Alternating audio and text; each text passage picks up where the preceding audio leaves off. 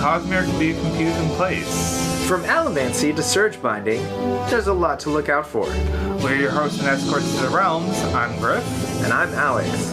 And this is the Silverlight Guide to the Cosmere.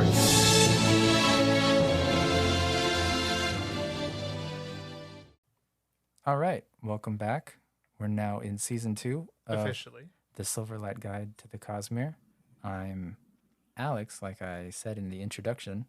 I am Griff. And today we have back with us owner. Why did I forget the word again? Producer, Creator? creator, I don't know what you said last time. I think it was channel just owner, something owner. like that. Yeah.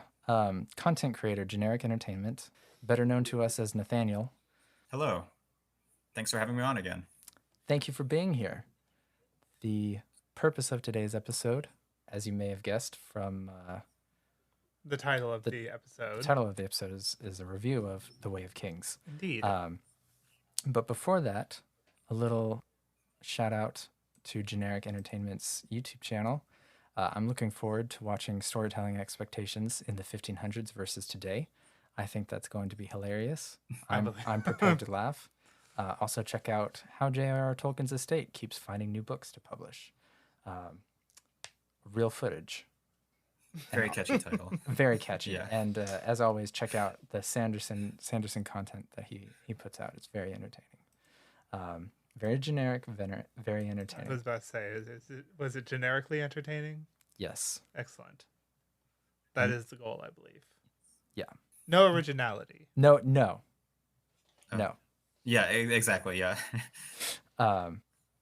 Okay. And then we have a little bit of Sanderson news for those of you getting your Sanderson news through us, which you might be one. I mean, maybe. Maybe.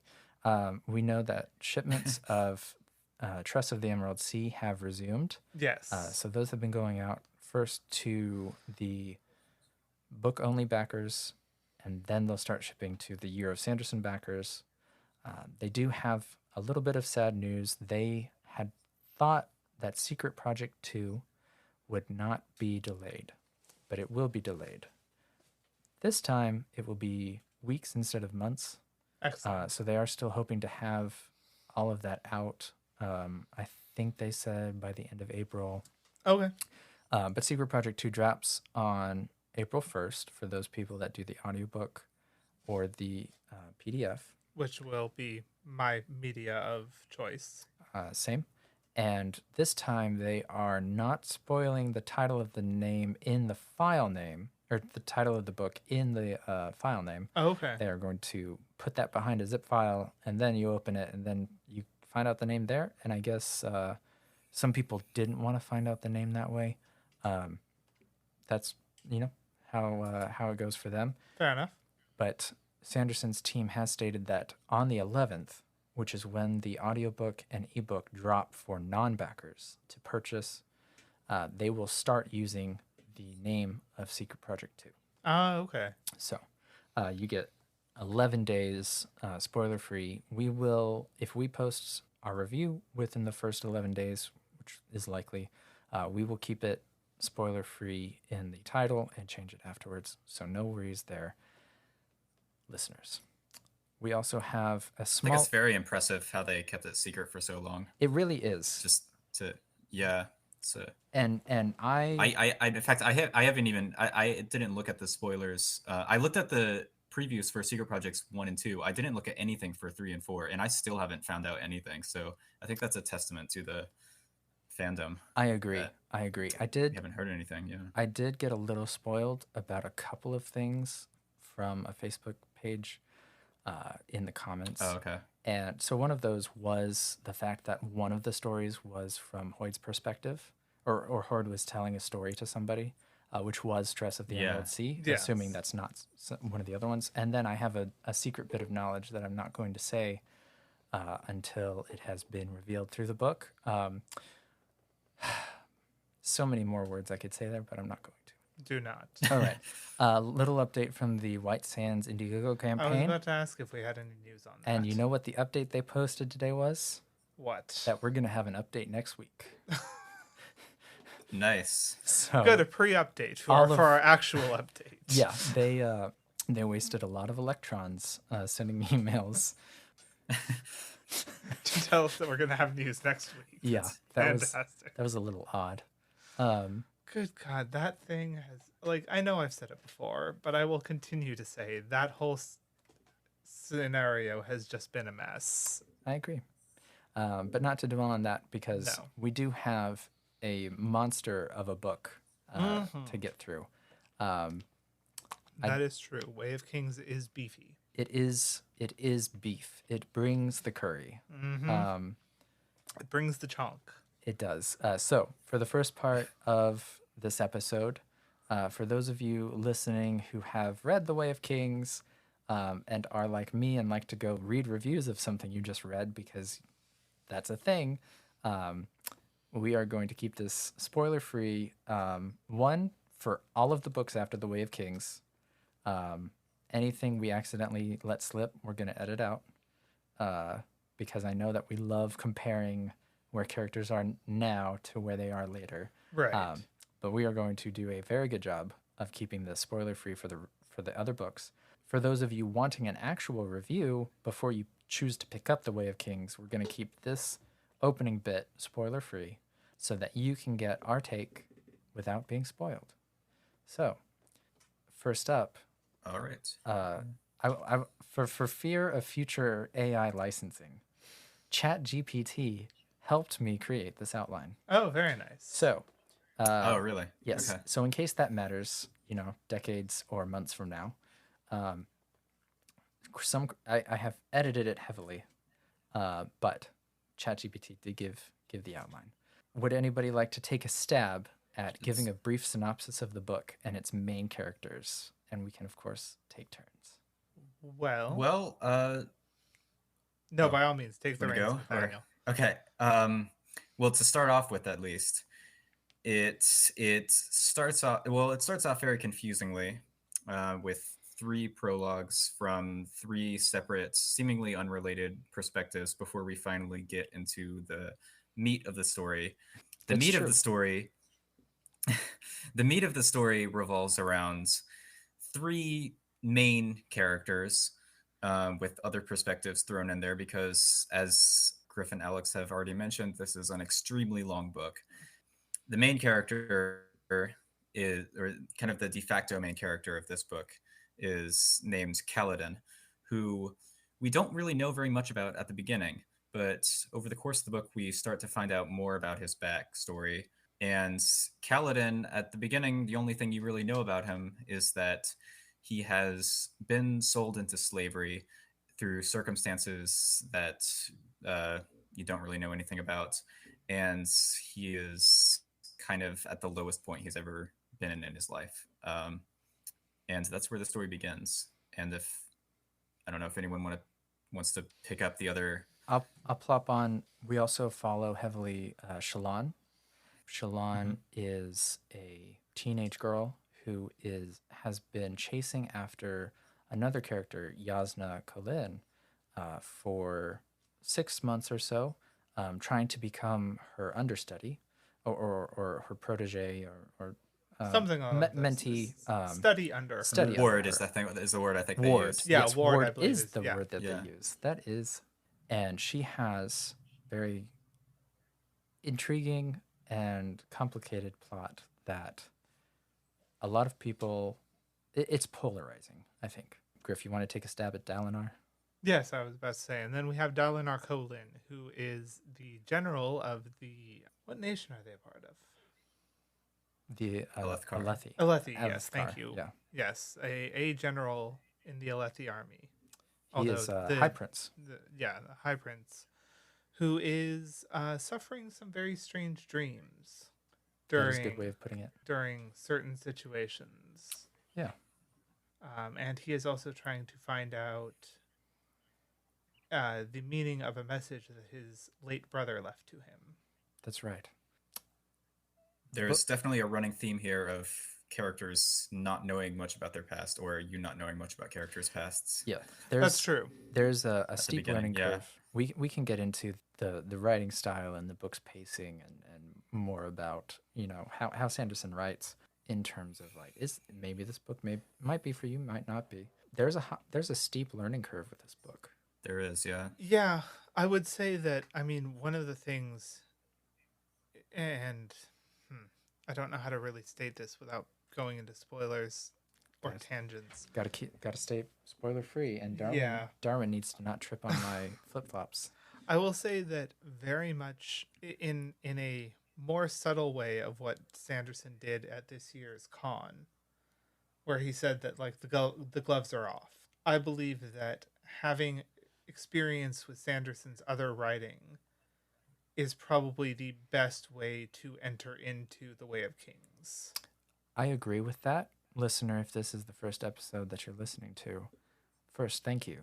Second, check out our best Cosmere reading order, and completely don't listen to what I was saying that entire episode. But Griff has an excellent reading order. Oh, well, thank you. Yes. So it has a steep learning curve. Yes. And what is Sanderson's prose like? It's so the way he describes it is it's like a window pane. He tries not to get in the way of the story as much as possible, which sometimes means that the prose is generally kind of uninspiring at best, and sometimes it can be a little bit clunky at worst. It's definitely, by the time we get to The Way of Kings, it's definitely improved a lot from when he first started out as a writer. Completely agree. If you compare the prose in The Way of Kings to the prose in the early Mistborn books, there's like a significant improvement there. There is. And I genuinely, like when I first read this book, I didn't notice the prose at all, really. It's only a bit, especially as you go further on into the book, you start to notice it a bit more. But at the beginning, it's pretty solid, I think, especially in this book. So, yeah, that's. Well, and I think one of the things that Sanderson definitely does in this series that is better than, say, Mistborn is that he doesn't try to immediately explain everything. Like, he will just reference things going on in the world and kind of expect you to get it through context clues, which I think is a very that's a really good point. Yeah. And I think as a reader, most of the time, not only do I enjoy that, I look forward to it. It's a little puzzle that the author is saying to you, look, I know you don't know what's going on, but I promise you that at some point you're going to, or you can ask me about it, in some way, right? Yeah. I will say that is probably the only thing, just to pop over to Mistborn really quick, that I think that Sanderson should have done, which is explain what the word ska meant. I agree. Because he doesn't for a good portion of the book. And I was under the impression that it was an entirely different species. Yeah. Oh, really? Yeah, that was... I don't know why my brain decided to interpret that the way that it did. It might have been the fact that it was the first Sanderson book I ran into, so I was not aware of the, I guess, presupposition that most of his books entail humans. Right. So did you think that Vin was a ska? Vin? No, I don't believe or so. I mean, not a. Oh, okay. Because I don't think she's ever that's explicitly interesting, referred to as a ska. And again, it's been years since my first reading, so even on a reread, I wouldn't have necessarily noticed that, because now I am aware that the ska is just a term for peasant. Yeah. Yeah, that's with Sanderson's prose. Back to The Way of Kings, there's an excellent video by a YouTuber that I can't remember, but I imagine it would be easy to search. They actually is it Man Carrying Thing? It may be where he dissects. He did a video quite a while ago about Yes. Brandon Sanderson's prose, especially in The Way of Kings. Did he was it also the one that dissected Tolkien and Rothfuss as well? Oh, that might be a different one. Okay, so we have that Okay. one from Man Carrying Thing, and then another one looked at Sanderson and another author I can't remember, and those two authors wrote with that most of the language they use is Germanic based, and then Rothfuss and Tolkien I believe, were more Latin-based words. And so what you end up seeing, he tried to compare similar sized paragraphs, similar word count, or similar size on a page. I think he did word count. What you end up seeing is that there were more characters, so longer words, for Rothfuss and Tolkien compared to Sanderson. That's really interesting. It really was. It was a well done video. So we really, If you remember the name of the video, definitely yeah, I'll see if I let me can know. give it a That's find, and I'll toss it your way and put it in the show notes. okay. And I found that really interesting. So now I have read some of Sanderson's work physically. I have mostly listened to the audiobooks like the good Alethi man I am. And Yeah. so listening to it, you don't get a lot of intense focus on the prose because the narrator is more at the forefront of that. Just for those of you listening that may be like, I don't really like what I read, give the audiobook a try. Michael Yes. Kramer and Kate Redding are both excellent narrators. Honestly, that was one of the things that led me to try it, because coupled with the job that I had, and still to some extent have, I knew that I now had the time to devote, because I had tried reading The Way of Kings before physically, and I felt that the amount of characters was confusing, the length was very daunting. And so when I started this job and I knew that I had a good amount of time that I was going to try to fill with something, because the job that I had was not mentally taxing whatsoever, part of me was interested in starting Way of Kings because I knew I would have the time and the focus to actually devote to the book rather than getting distracted by other things. So, yeah, that was one of the reasons why I decided to tackle it when I did. And it Makes just sense. coincided happily with your own listening to the That's series. true, yeah. Nathaniel, how did you come by The Way of Kings? So I read all of Sanderson's books physically. I'm not a big audiobook guy really, and it well, if you're asking how I came to The Way of Kings generally, I had read pretty much all of the other Cosmere books before then, starting with Elantris and just continuing on through Mistborn, and almost in release order, but not quite, because I read Mistborn Era 2 before Stormlight Archive. Sure. So I had a lot of the broader Cosmere context before reading this book, and reading it physically, it definitely is kind of a time burden in that you can't read it while doing other things if you like you do when you're listening to an audiobook. It's a big, like, thick book, and you have to sit down and like properly read it, and it's kind of even hard to hold sometimes. Yeah, you got to carry your own table with you. Yes. Set it up. Yeah, it's not an easy book to like take places. So, well, unless you have like the like mass market paperback edition, of course. Yes. That one's, yeah. But the hardcover is massive, genuinely, and I think that's that's actually one of the reasons I enjoy the book so much, is because it's so filled with gorgeous art, and that's one of the things that drew me to it initially. Is that you just have, there's so many full page illustrations in that book that are just beautiful, and it really immerses you in the world. So you feel like you're doing a lot of the pages in that book. The illustrations are sketches by Shalon, and you kind of feel like you are Shalon sometimes, like you're going through her notebook and like doing her scholarly work and stuff like that. Sure. And you get really immersed in the world that way. They really tried to make it yeah. the Stormlight archive. Right. So yeah, it is. I have the physical books right here behind me, and I have, of course, cracked them open and to look at the art. For those that do the audiobook, if you go through Audible and likely other sources, there is a way that you can actually view the book art. Yes. So that you're not missing out. But if you find that you need to view it larger, Sanderson actually has all of the book art from all of his books on his website, not behind any kind of gatekeeping. So, in case you weren't aware, audiobook listeners, that is a thing that you can do. Although do be wary if you go to look at illustrations for future books, because there will be some spoilers. There Yeah, are illustrations, but there is some spoiler material there. Definitely.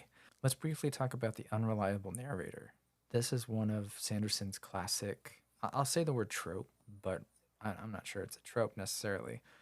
It probably is. I mean, the Unreliable Narrator as a premise is a trope, yes. Sure. Sanderson does a really good job of telling the chapter from the point of view of the character. So you are getting the world through their eyes. And just like in real life, two people looking at the same thing see it differently. Yes. So there's a real chance that when you learn something in any of Sanderson's books, you do have to take it with a pinch of salt and expect that it might change. And this leads me to something that Brandon Sanderson is known for, and that is the Sanderlanche. Yes. Which is a portmanteau of Sanderson and Avalanche. Nathaniel, how on a scale of 0 to Mount Everest, how much do you like Sanderlanches? Just in general, or in this book specifically? In general. In general, you know, I do really enjoy them for the most part, especially in this book. I think this is one of the best Sanderlanches, period. I think some of them, they can vary sometimes in quality, because I don't want every book that I read to end in this sort of climactic sequence where everything comes together, because then sometimes, especially in the course of a long series, things can become a little bit too predictable. Sure. If you know that everything is building up to one point. But I think, I mean, Sanderson knows how to do a climax better than just about any other fantasy author I've read. He knows how to like pull the threads together and bring all the characters together in a way that feels satisfying and exciting, and it's just a good time. I agree. Well, and to jump forward just a bit, I think this actually worked particularly well with Rhythm of War, and we can go into more detail when it gets there. When we get to the Rhythm of War review. But that said, the tone of the entire book leading up to the Sanderlanche at the end, I think the Sanderlanche does a very good job in offsetting that when you finally get there. I agree. Look forward to more discussion of that in our Rhythm of War review. Yes. Which will follow this one shortly. Yeah, no, the Sanderlanche in this book, though, is exquisite, because it's definitely not as thread-pulling as other ones. And see, I actually... It's not as... No, sorry, go on, Nathaniel. Oh, I was just going to say, it's not as over the top as some of the other Sanderlanches and other Stormlight Archive books. Like, not everything comes together. There are still a lot of things that are left hanging, and the parts that do come together it's just like incredibly elegant which parts he pulls together and which parts he doesn't, so that you feel satisfied, but also you don't feel like the story is in any way over. You feel like it's just beginning. It's almost like the whole book feels like a prologue by the time you get to the end, but also you feel satisfied. I don't know how he does it, but that's what The Way of Kings feels like to me. That is an excellent take. And see, for me, I actually think that, at least for my brain, and I very much realize that this is a personal thing, and it might have also been in the way that I was digesting this material. I actually found that the Sanderlanche at the end of this didn't work for me nearly as well, because I moved directly from this into Words of Radiance. And for a while after, it took me some time to remember where Way of Kings ended and Words of Radiance began. And that is exactly why we'll be editing this episode in case you mention Words of Radiance things when we spoiler talk about the end of The Way of Kings. Right. I will. Well, no. Now I remember do. where it Now you ends. do? Yeah. Okay. No. Now I do. But for a while I didn't, and I think it's because, like Nathaniel said, it does not pull everything from the book together the way that the Sanderlanches in the other books do. And so I think for me, because I moved one into the other, I didn't read them right when they came out. You know, all of them were out by the time I started reading, and so I just smoothly went from Way of Kings into Words of Radiance.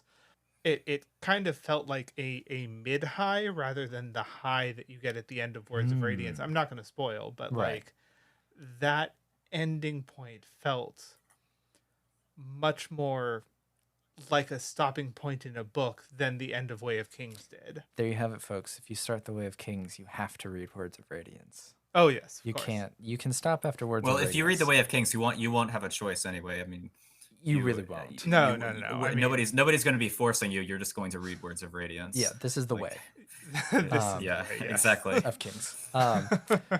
So now we'll share our initial thoughts and impressions of the book beyond that, and we'll each give a rating out of 10 off of our own scales that may or may not be in sync with each other. So take it with a grain of salt, and we'll also discuss how much we would recommend this, and who we would recommend this to.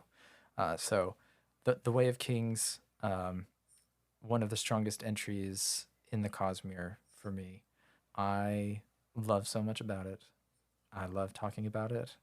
I think it is the foundation of a really great series.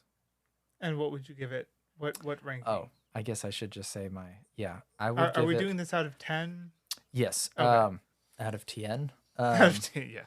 Oh 10. boy.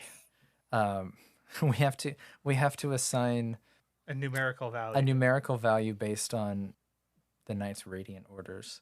No, that would be maybe later. Maybe later we'll create a. Anyways, all right. A tier list of the Knights Radiant orders. Yes, we'll create that tier list, and then we can base reviews off of that. Yeah, there you go. So, for me, I'd give this probably an 8.7 out of 10, which, to give some context there, anything in the 9s is like, you must read this regardless of what kind of genres you're into. A 9 and above is there. Between 8 and 9 is you must read this if you're a fan of the genre that it's in. So if you're a fan of fantasy, epic fantasy, the underdog sports story, that kind of thing, I would say you absolutely need to read this to be happy with yourself as a fantasy fan, Okay. as a fantasy reader. Yeah, Nathaniel. Yeah. So I think this is. I agree with you that this is one of the strongest. Oh, for me, it is the strongest entry into the Cosmere. Unfortunately, I don't know if it's the best place to recommend to start the Cosmere, though, just because, as you've already said, it's overwhelming to start here. And I think if you start here, then in my opinion, it's all going to be downhill with regards to the other starting points. Because I do think this is the strongest entry point. In terms of what I would rate it, I'd say it's like over a 9. Okay. Like a 9.2 maybe. Yeah. I don't know if I'm using like the same scale as you, because I think there are people that I wouldn't recommend it to. Okay. Because it's like it's not for everyone, clearly. Sure. It's a really long, like extremely indulgent, some people would say, book. Well, it has that an is- incredibly it- slow burn. Yeah, and it's just not going to be everyone's cup of tea. But I tend to, I don't know, when I make ratings for books, I tend to think more about how much I personally enjoyed them and would rank them. So for me, it's like one of my favorite books ever. So I would have to put it up there. I would also rate based on my personal feelings for books, but it would pretty much be a binary where I either absolutely loved the book and would recommend you read it, or you should stay as far away as you possibly can from the book. That's totally fair, because generally, if I find a book that I don't like, I'll just stop reading it. If I finish reading a book, then it's probably because I really liked it, unless it's like really short. Ooh, see, that's now I'm totally not fair. that way at all. it has to be really kind of awful for me to not finish a book, even if I'm not necessarily thrilled about the premise. Super short tangent. The only book that I did not finish because I didn't like it, I only didn't finish the last 12 minutes of the audiobook. Okay, That is Really? the point, and I am not going to finish them. that's And fair. I am horribly sorry to say that it was Babel by Kwang. Which Really? yes. I've Came heard out- that's a really good book. So I haven't read it, but yeah. So look out for my review when it comes to various books for obvious reasons. I'll do that as a solo review, so I don't spoil anything for Griff. Wait, which book? Babel by R.F. Kwang. The think name it's rings a R.F. Kwang. bell. Yeah, I talked to you about it, and this is neither the place nor the time. It That's has fair. has That's an fair. incredibly cool magic system. Magic is executed mediocrely, and the characterizations are. It is not the book for me. Fair. Okay. So Anyway, Griff, good to know. Griff, on your impressions of the book. So I would probably put it at 7.5 or 8. Okay, 7.5 or 8. To be fair, my system or my rating system does not, or I suppose my rating system presupposes genre interest. Because I do not think that I would ever take any book and say, you must read this regardless of what genre you are into, regardless of what your personal reading tastes are. Like, you must read this book. Like that, I don't think I would ever rate a book that way. I'm not saying you're wrong for doing it. I'm just saying that I never would. Not even a Psalm for the Wild Built? No, Really? there are some people that I know that I would not recommend that book to. Fair. Although when we do our next, Yes. there are some things that I need to attach to that. Yes. Anyway, 2 tangents today. yes. So far. However, I would say that it is, in my opinion, not the strongest entry in the Stormlight archives. There was another book that ranked higher than it. So for me, I think it was solid. I definitely think it's a phenomenal book. I would never tell anyone not to read it. But, and again, it might have been my personal experience of sliding right from this into Words of Radiance. And so that finale not hitting quite the way it was probably intended to. But yes, it is not the strongest in the Stormlight archives. And so personally, I would still definitely recommend it to anybody who showed any kind of an interest in fantasy. But just for my own personal rating, I would rate it about 7.5 to 8, somewhere in that range. Okay. So there you go. A perfect book. I'm just kidding. Oh, man. All right. We are going to move into probably the bulk of what the episode is going to be.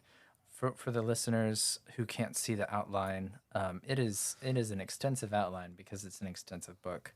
And we are going to blaze through this, in my opinion. But we are going to do spoilers. Spoilers. From here on out, Yes. spoilers for The Way of Kings. No spoilers for the rest of the Cosmere, insofar as we can point out. I think we can point out world hoppers or mention world hoppers, but as far as the plots of other books and especially the rest of the Stormlight Archive, we are going to stay away. Yes.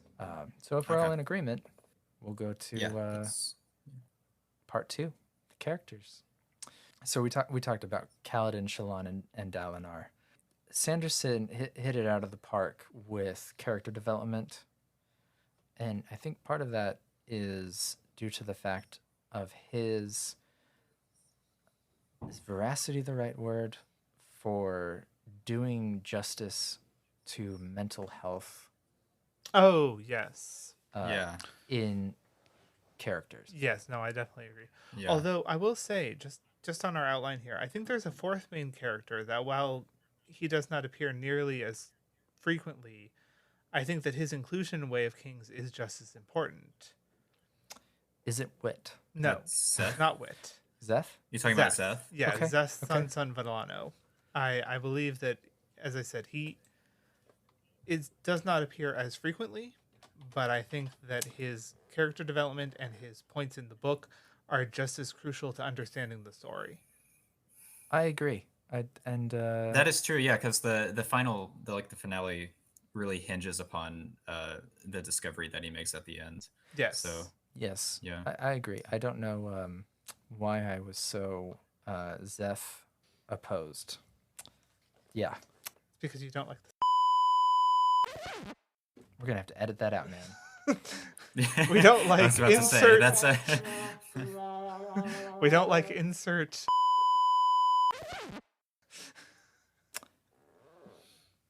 No. he doesn't like truthless. Yeah, Truthless, no. uh, I don't like Yeah. people who don't walk on stones. I That is see. something we can put in. yeah, exactly.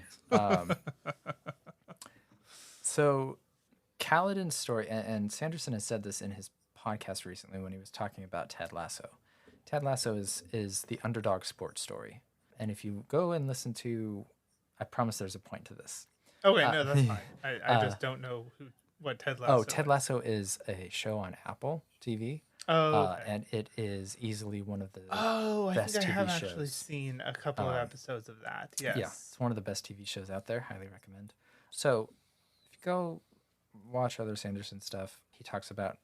We all know that there are certain plots, right? There's the heist, the call to adventure, hero's journey.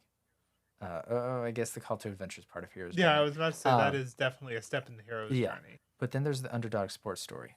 Right. And so he was talking about Ted Lasso and how it's the underdog sports story. And he made many comparisons to The Way of Kings and specifically Kaladin's story, because Kaladin's story is the underdog sports story. Oh, it absolutely is. And Yeah. and I think that's partly because the way the Alethi view warfare. Yeah. Because it's very much a glory of war. War is a stepping stone to more political and or social power. Mhm. They don't they tend not to really care. At least those higher up tend to not care about the lives of their underlings very much. So I think that definitely gives it a sports air, even if it shouldn't necessarily have that. And when we look, And they do kind of like gamify it too. They do. In the way that because all of the Alethi armies are not working with each other, they're working against each other to try to be the first people to get to the plateau and steal the gem heart. Yes. So there really is like this element that of competition and sportsmanship that's going on here. I hadn't thought of that, but that's a good point. And when we look at it from Kaladin's viewpoint and the Kaladin specific plot points, the underdog sports story takes an individual, puts them in a team that no member of that team likes the person. And then one of the major plot points is that person has to win over the team. Yes. And then lead that team to victory. Which And is so we definitely see what Kaladin does with Bridge 4. Right. And so bringing this back around to the character development and mental health, we're getting this underdog sports story while we're also dealing with complex characters like Kaladin that are not complex to understand. And what I mean by that is that we aren't seeing a superficial or a facade of a happy-go-lucky person who has been put in this unfortunate situation and they make the best of it. We are seeing somebody who has been put through the ringer, like Nathaniel said earlier, almost in his darkest place, and is experiencing depression, which I would bet almost everybody has dealt with personally At one point. on at least a small scale to chronic, right? Everybody has felt that. Yes. And it makes Kaladin so relatable. And I think one of the things that makes Kaladin so interesting is that his depression isn't just the product of everything that has happened to him. We see in his flashbacks that he always was kind of this very existential, very kind of thoughtful and morbid. I don't know if those are the right words.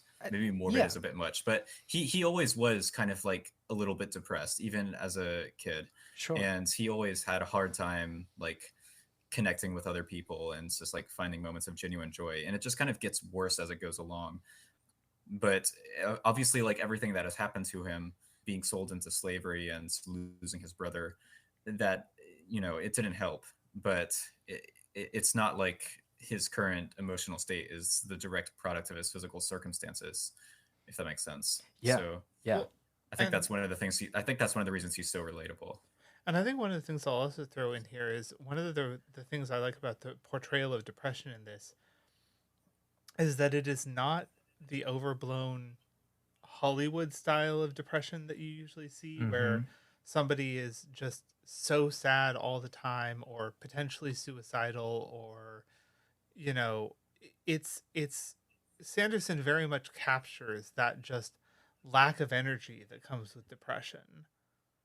That you don't want to do anything, you don't find enjoyment in the things you normally do, but that doesn't necessarily mean that you're in these throes of hysterical sadness. It's just kind of that emptiness that I think he captures very well, because Kaladin is still doing things. He still tries things, even when he's a slave and things like that. And they tend not to work out, and he tends to slip a little deeper into the depression at that. But it's never this thing where he's just crying all the time or anything like that. Which is not to say that's not a valid portrayal of depression, but I think it's one that we get a little more common. And I think that he hit another note of depression in Kaladin, and I appreciated that a lot. Yeah, he has his like ups and downs. Like it's not all just one emotion that he's experiencing all the time, but he has bursts of motivation where he is even going before where the book actually starts. We know from Kaladin's past, like as he was in the army, and then again as he was a slave and trying to escape over and over again and rescue people and failing again, and just going through that whole cycle for something like a year, I think. He has like these cycles of motivation and demotivation that are just really realistic. They are. So They really are. What else can we say about Kaladin as a character? It's not just that he is a character that has depression or he's the character that has mental health issues. Right. It- No, it- no, no. It's definitely not Mhm. that. I will say that he is absolutely our flagship character into the magic system and into the idea of the Knights Radiant, much more than any other character is. While we have impressive moments with Shallan and Dalinar and Zeth, I really think that Kaladin is used as the flagship and anchor point for the entire Knights Radiant. yeah, I mean Like, Kaladin. yeah. Sorry. Go on. Kaladin.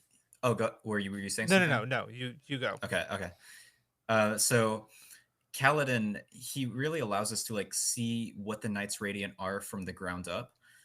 Because throughout this book, we know that the Knights Radiant existed, but we don't really know what they were or what they stood for, except in the most vague of terms. They're just kind of these mythological figures. And so when we follow Kaladin, we don't know at the beginning of the story that he's going to become a Knight Radiant.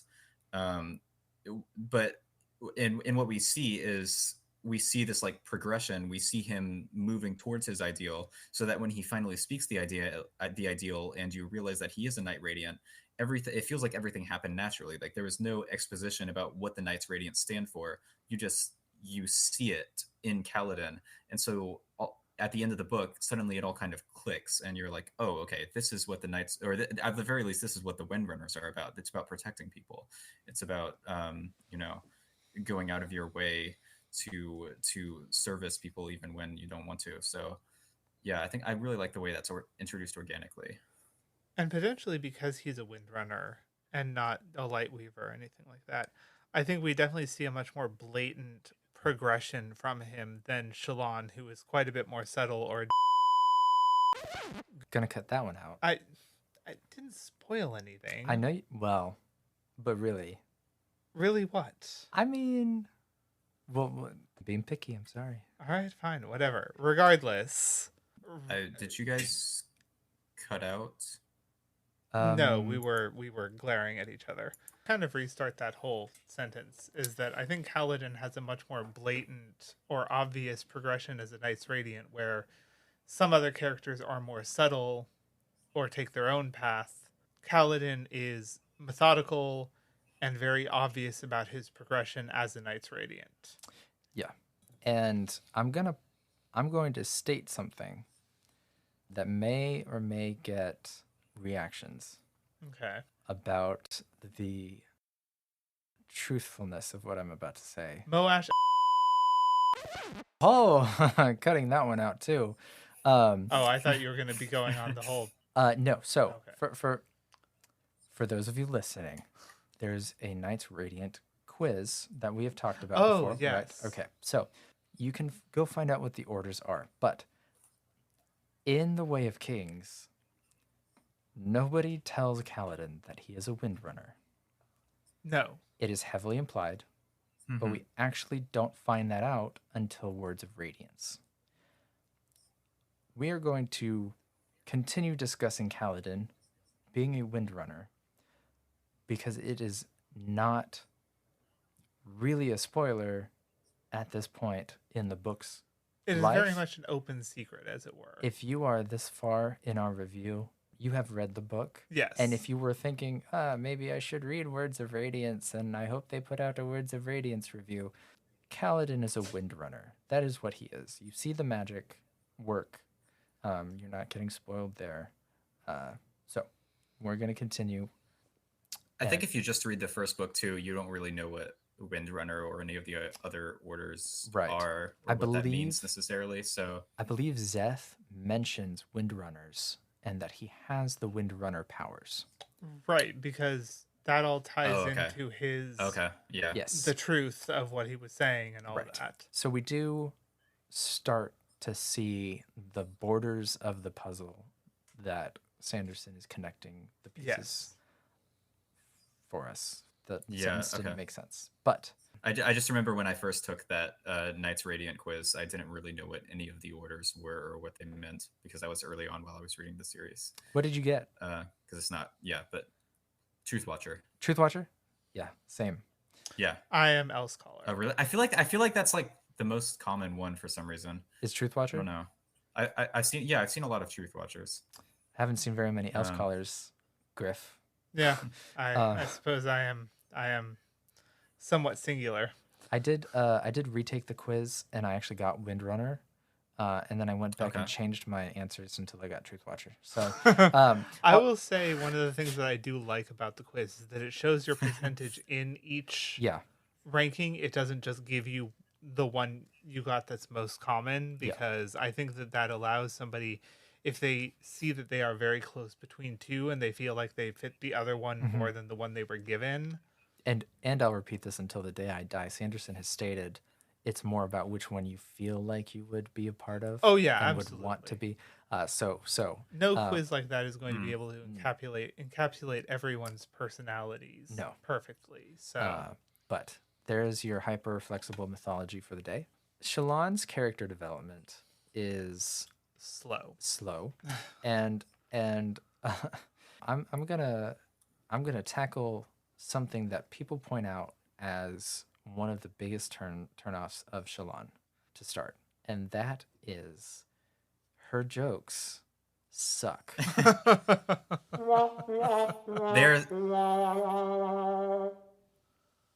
They suck. They're horrible, but they're so entertaining too. They are entertaining, but a lot of people really get turned off by them.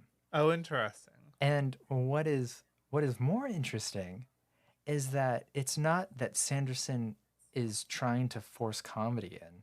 Right, no. That is part of Shallan's character. Yeah. Because at some point, Yasna says, stop trying to wield your wits like a blunt axe or something like that. Yeah. And think before you speak. Because then we see Yasna. No, I'm going to cut that. I'm going to cut all of what I just said.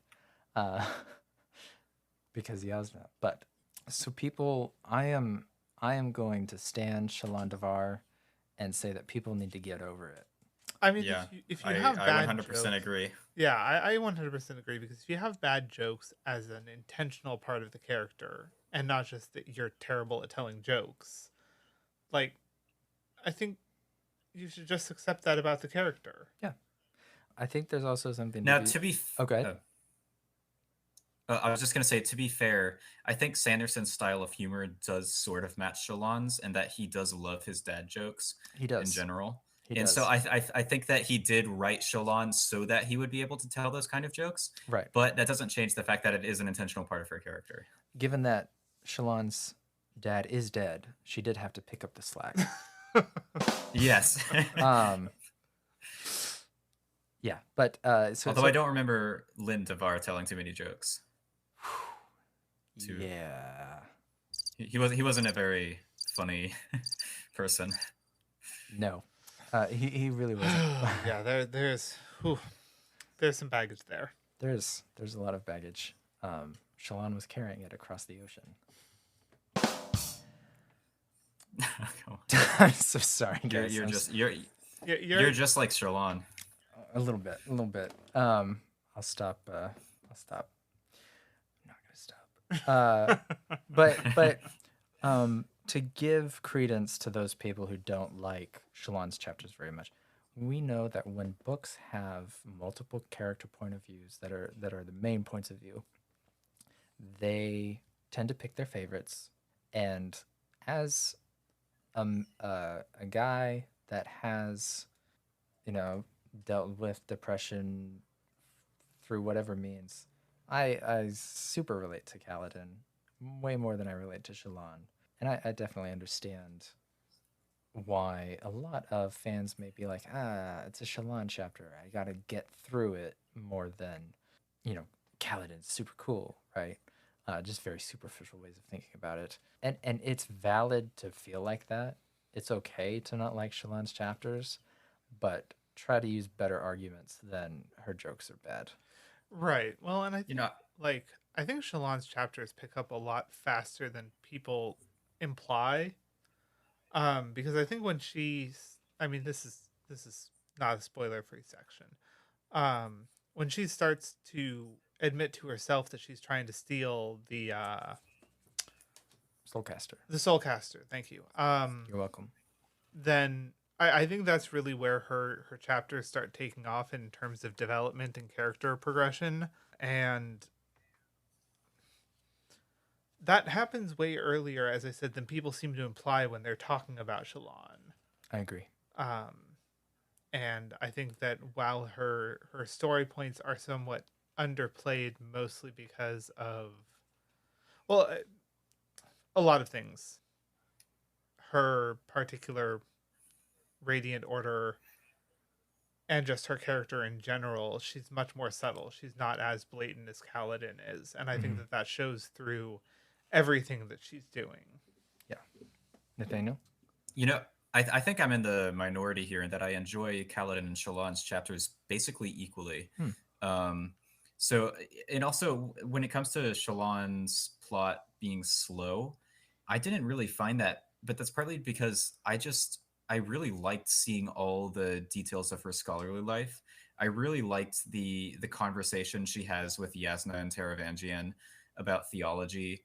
I thought that was really well done and interesting. And even at the very beginning, when she's trying to become Yasna's ward, and Yasna is like forcing her to prove her knowledge of different subjects, and she's kind of floundering.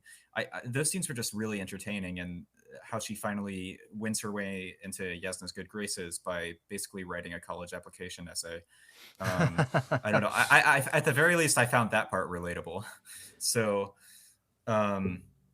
yeah, I really enjoyed Shalon's chapters from the very beginning, just as much as I enjoyed Kaladin's. But I thought it was a great foil to Kaladin's plotline, and whenever I felt like I was getting too much of one thing, we would just get a totally different vibe in Shalon's chapters, and that was really nice. So I agree. I thought it worked. Yeah, I agree with that. So for those listening, like Shalon's chapters, we told you to do so. Well, and I will say this. I think one of the reasons that people have an issue with Shalon's chapters, at least initially, is that she does come off as a very passive character initially. She is not proactive. She is very reactive. She is reacting to everything that is going on around her. She is not. Very rarely she is taking the initiative, and that changes later. Don't get me wrong, but traditionally you will find that passive characters are not as popular as active characters are. That's just a truth of writing. And so therefore I think that is one of the reasons why she is probably not as popular initially as Kaladin is. That makes sense. To be fair, I think Kaladin for the entirety of part 1 is not very agentic at all. He's like extremely passive up until the honor chasm scene, and that's when everything kind of changes. But at least from what we've seen. I disagree to some extent. I would say that he actually starts being very proactive when he starts trying to rally the Bridge 4 characters. That's after the honor. Yeah, I know. Oh, never mind. I'm sorry. I'll push a little bit on. Kaladin was in a very passive situation, but when he was trying to tell Tavlakov, "Hey, this slave needs water and he'll be fine. Don't worry. Like, he's not going to die. Just give him extra water." Right. Yeah. Kaladin was being, but I mean, at the same time, Shallan's whole thing. Once we get the reveal that she's after the Soulcaster, same energy there. Oh yeah, no, she absolutely does. As I said, like at that point, she picks up, and it's because she admits to herself what she's trying to do. And so she starts being much more proactive in her thinking and what she's doing. I would also say Kaladin even starts picking up after his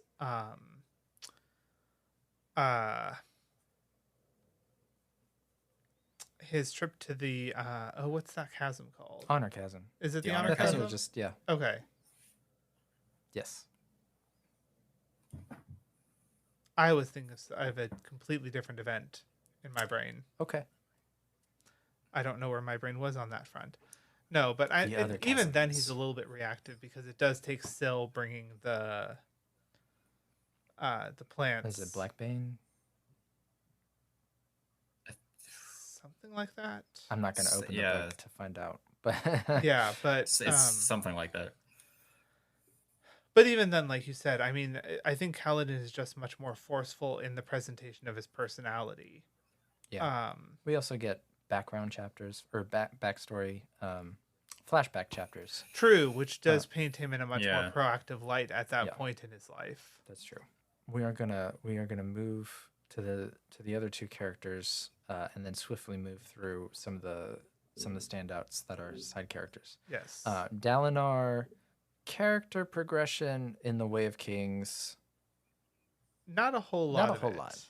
We don't get a lot from his point of view. We do get very interesting things from his point of view, and as the book continues, we do get more towards the end, I think. Well, and I think the thing with Dalinar is that we see him trying to lead a life that is not very natural to him. Oh, really? Well, based on this isn't really spoilers. Based on the message that his brother left behind, like he is starting to try to follow the Way of Kings. When I mean, even in the beginning, it's not expressly stated what it was like before, but it is stated that this is not the way that he used to act. That's true. So I think that it's one of the things we see with him is that we're actually kind of like inserted in the middle of his character development. We don't start it with him. We're in media res. Yep. Is that the term? Yeah, we're kind of in media res with his character development because he's trying to live in a certain way based on the message from his brother, and he's not even entirely sure why he's doing what he's doing. That's fair. So, yeah. Nathaniel, what do you got on character development for Dalinar? Yeah, I mean, I think I definitely agree with that. And the other major thing with Dalinar is, as we talked about earlier, the visions that he's having are having a major effect on his sanity. And he's starting to, he knows something weird is going on. Like he's very clearly at a point in his life where things are shifting, and he's at the beginning of some like new stage in his life. And a large part of his arc in the Way of Kings is actually wondering whether he's going insane, I think. That's true. And trying to figure out what's going on with him. And if he's not going insane, then why is he having these visions? What do they mean? So it is like very definitely tied to the plot, his character development in this book. But there is still like sort of an arc there, even though we don't, we don't get the full story of why Dalinar is the way he is until 2 books later, and then everything kind of clicks into place. No spoilers, but No spoilers. Yeah. I will also say that what we see a lot for him is him trying to be a mentor to Elhokar and figure out what that means in regards to his new outlook on life and the life he is trying to live. Trying to follow the Way of Kings as well as mentor Elhokar when Elhokar is seeing the culture of the Alethi that is very not following the Way of Kings in their acquisition of wealth and their lavish celebrations and everything like that. So yeah, I think he has an interesting character introduced. I think the only thing is that we don't get a lot of payoff for that character until further in the series. Fair. So Seth. Oh, go ahead. Oh, I was also going to say his relationship with Sadeas is also like a very kind of important part of defining who he is, because I feel like he kind of, in a lot of ways in this book, he defines himself against Sadeas, and his climax in this book is the scene where Sadeas betrays him, and he kind of figures out the truth about this man, and yeah, he goes back and forth over the course of the book about Sadeas and whether or not he should trust him, and that relationship is pretty important, I think, to his arc in this book. That's true. There's that for sure. Yeah, I think his relationship with Sadeas is definitely a large part, especially because Sadeas used to be, or still kind of presents himself as a friend, a close friend that doesn't quite understand what Dalinar is doing with his new life and his new outlook on life and things like that. So yeah, and then we have Zeth. Yes. Truthless of Shinovar. Zeth Sun Villano. Truthless of Shinovar. Yes. Or White, the day he was to kill a king. Indeed. I think you have an excellent video on that too, don't you, Nathaniel? On Zeth? Or the Way of Kings. I think it's a little skit where you're in a park and somebody asks you if the Way of Kings is good to read, and then you just spout that. It's hilarious. Yeah, it's hilarious. Because before I read The Way of Kings, I heard that sentence over and over again. I had no idea what the context was. I just knew that was how the book opened. And so it was very gratifying when I finally read the book you still don't understand what that sentence means really until later on. But, to get the full context of which king he's killing and why he's wearing white and all of that was gratifying. But it is really hard to explain the plot of this book. So sometimes you just have to start with the beginning. Yeah. Plus, honestly, like that opening scene and the abilities that we see Zeth present throughout the entire thing, and at that point you don't even really know who you're rooting for. Like you don't know whether or not you're rooting for Zeth to succeed or not. But you do definitely get a very action-packed scene almost straight off the bat with the abilities that Zeth has and is able to produce, and so it kind of gives you a little bit of a taste that keeps you moving forward to see what else the book has in store. Yeah. And I love how it breaks so many of the rules of normal prologues, because like the powers that Zeth uses don't ever come up again in the entire book almost, except in Zeth chapters, and then only occasionally. You almost when I first read this book, I read this chapter and then I completely forgot about all of the Windrunner abilities until the very end when I got to the Ars Arcanum, and I was like, oh yeah, that was the thing. I forgot this book had a magic system. Because No, you're right, because I think the only thing we really see is we see Shallan definitely show some of her abilities, mostly accidental. and we definitely see some power use from Yasna. Yeah, But for but the it's all like most it's part, all like unconnected. yeah, Mhm. it's all Um, like it's all very disconnected, and you don't, yeah, it's not presented in a unified way the way it is later on in the series. Yeah, I agree. Zeth's character arc is it's not really anything in the Way of Kings. Not Uh, until you get to the very end. not until you get to the very end, but even then, we see him get we see his kind of his point of view of what it's like to be ordered around by people who don't know what they're doing with his Oathstone. That's really the depth of his character we get. Well, and also he is it does he encounter Kaladin at any point in Way of Kings? No. no. Okay.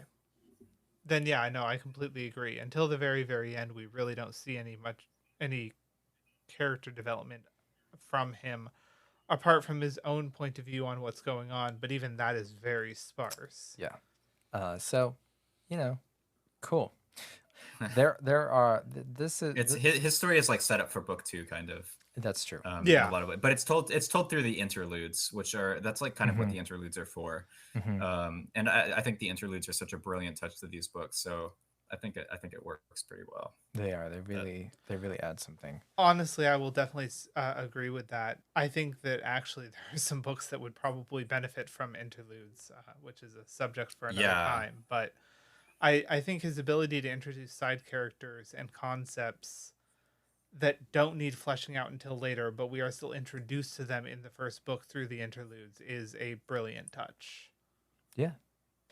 This book is really like we get the main points of view, but it's an ensemble. There are so many different characters. Oh, absolutely. So we're going to take a brief moment to mention some standout characters that are particularly interesting. Maybe say a few words if there's anything in particular that you want to discuss. Silfrena. She is adorable. Adorable is a good word. In the initial chapters when she is playful and not quite as intelligent as she ends up being later on. So she's still very childlike in her mannerisms and things like that. I love how she kind of like embodies a lot of the stereotypical fairy tropes, in that she plays pranks on humans, and that's one of the things that's so funny about the early chapters in this book is that Syl is like constantly annoying Kaladin. She's like making his feet stick to the ground and stuff, and you get the impression that she's been doing that for a while, and you don't even really get any explanation for why, other than that she wasn't like fully in her mind at that point. She was still like kind of gaining consciousness. Yep. So yeah, the way their relationship just kind of slowly naturally develops, where she's like annoying him, and then he like slowly starts to realize that she's more than just an annoying fairy, and actually starts talking to her, and all of that kind of culminates in the scene at the honor chasm. It's really fun. Yeah, I like it. And then another scene with her that really kills it is right before Kaladin says the second ideal, and Scylla's like, I remember what Spren I am. Oh yeah. I'm yes, Spren. where she becomes like a tall. Yeah, she becomes a human-sized, human-sized. I bind things.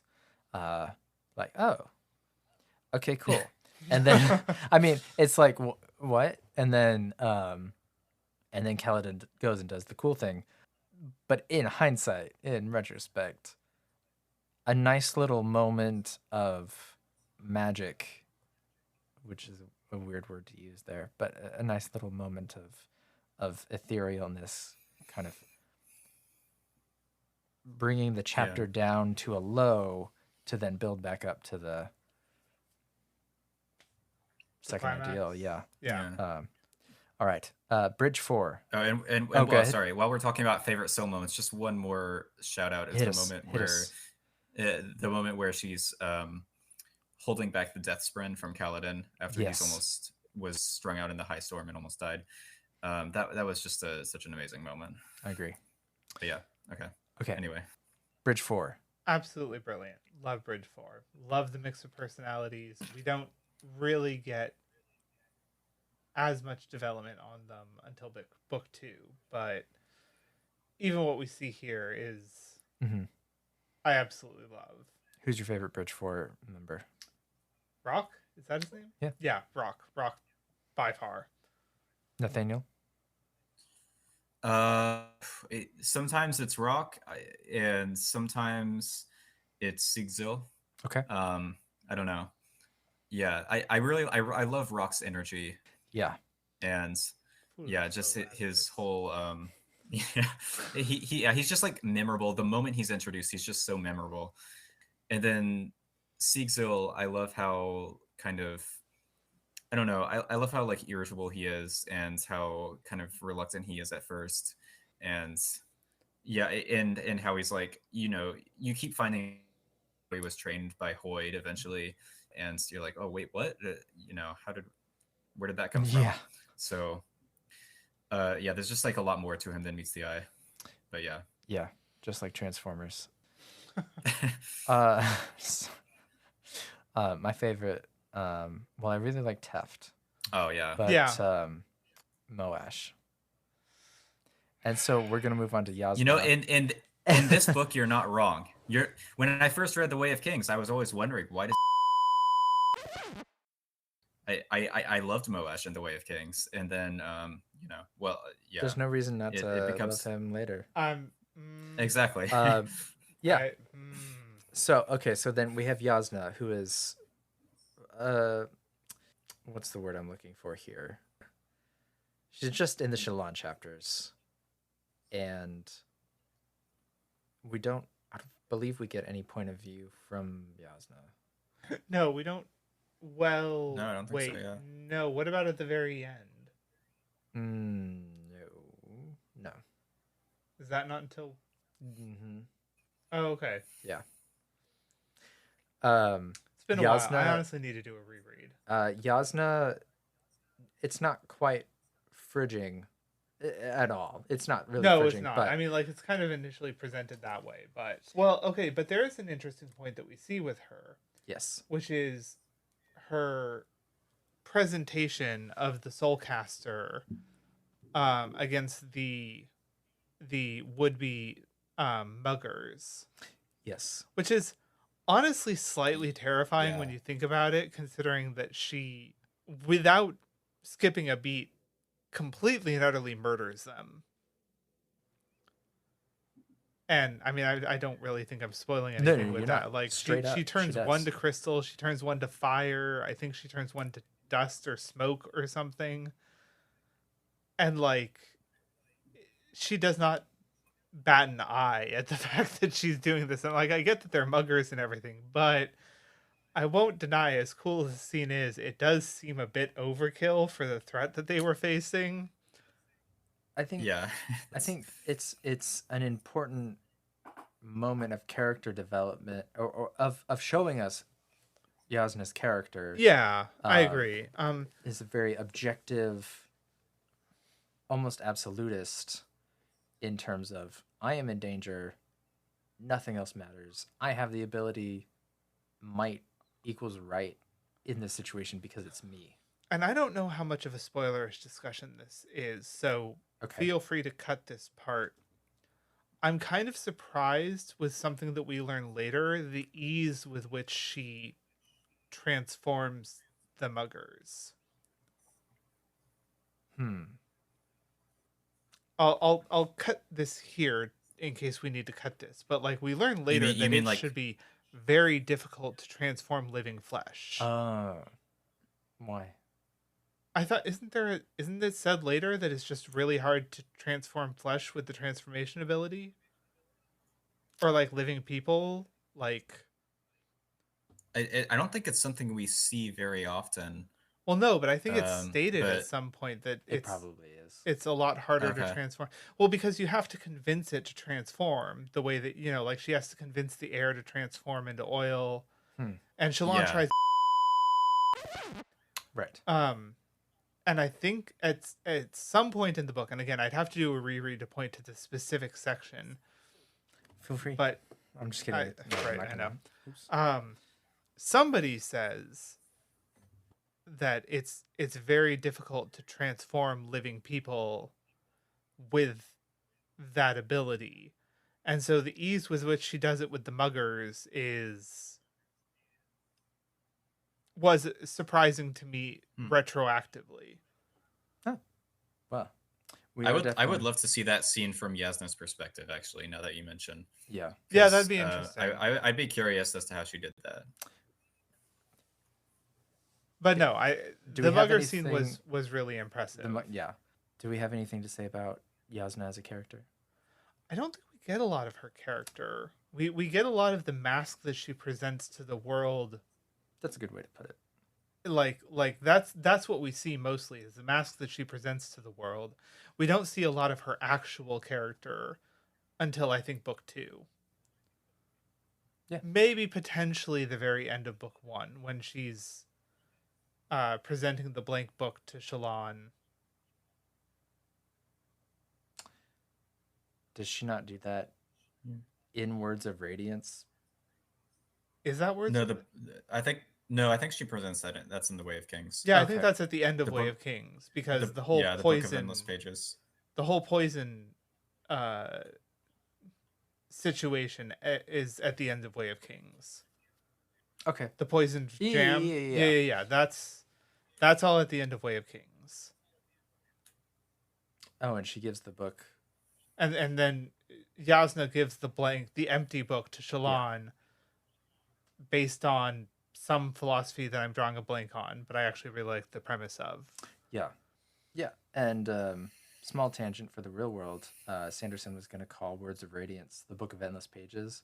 Oh, But his editor or publisher was like, look, they're already going to make fun of you for having 1,200 pages in your book. You can't call this the Book of Endless Pages. They're going to rip you to shreds. okay, that's fair. That's Second fair. tangent.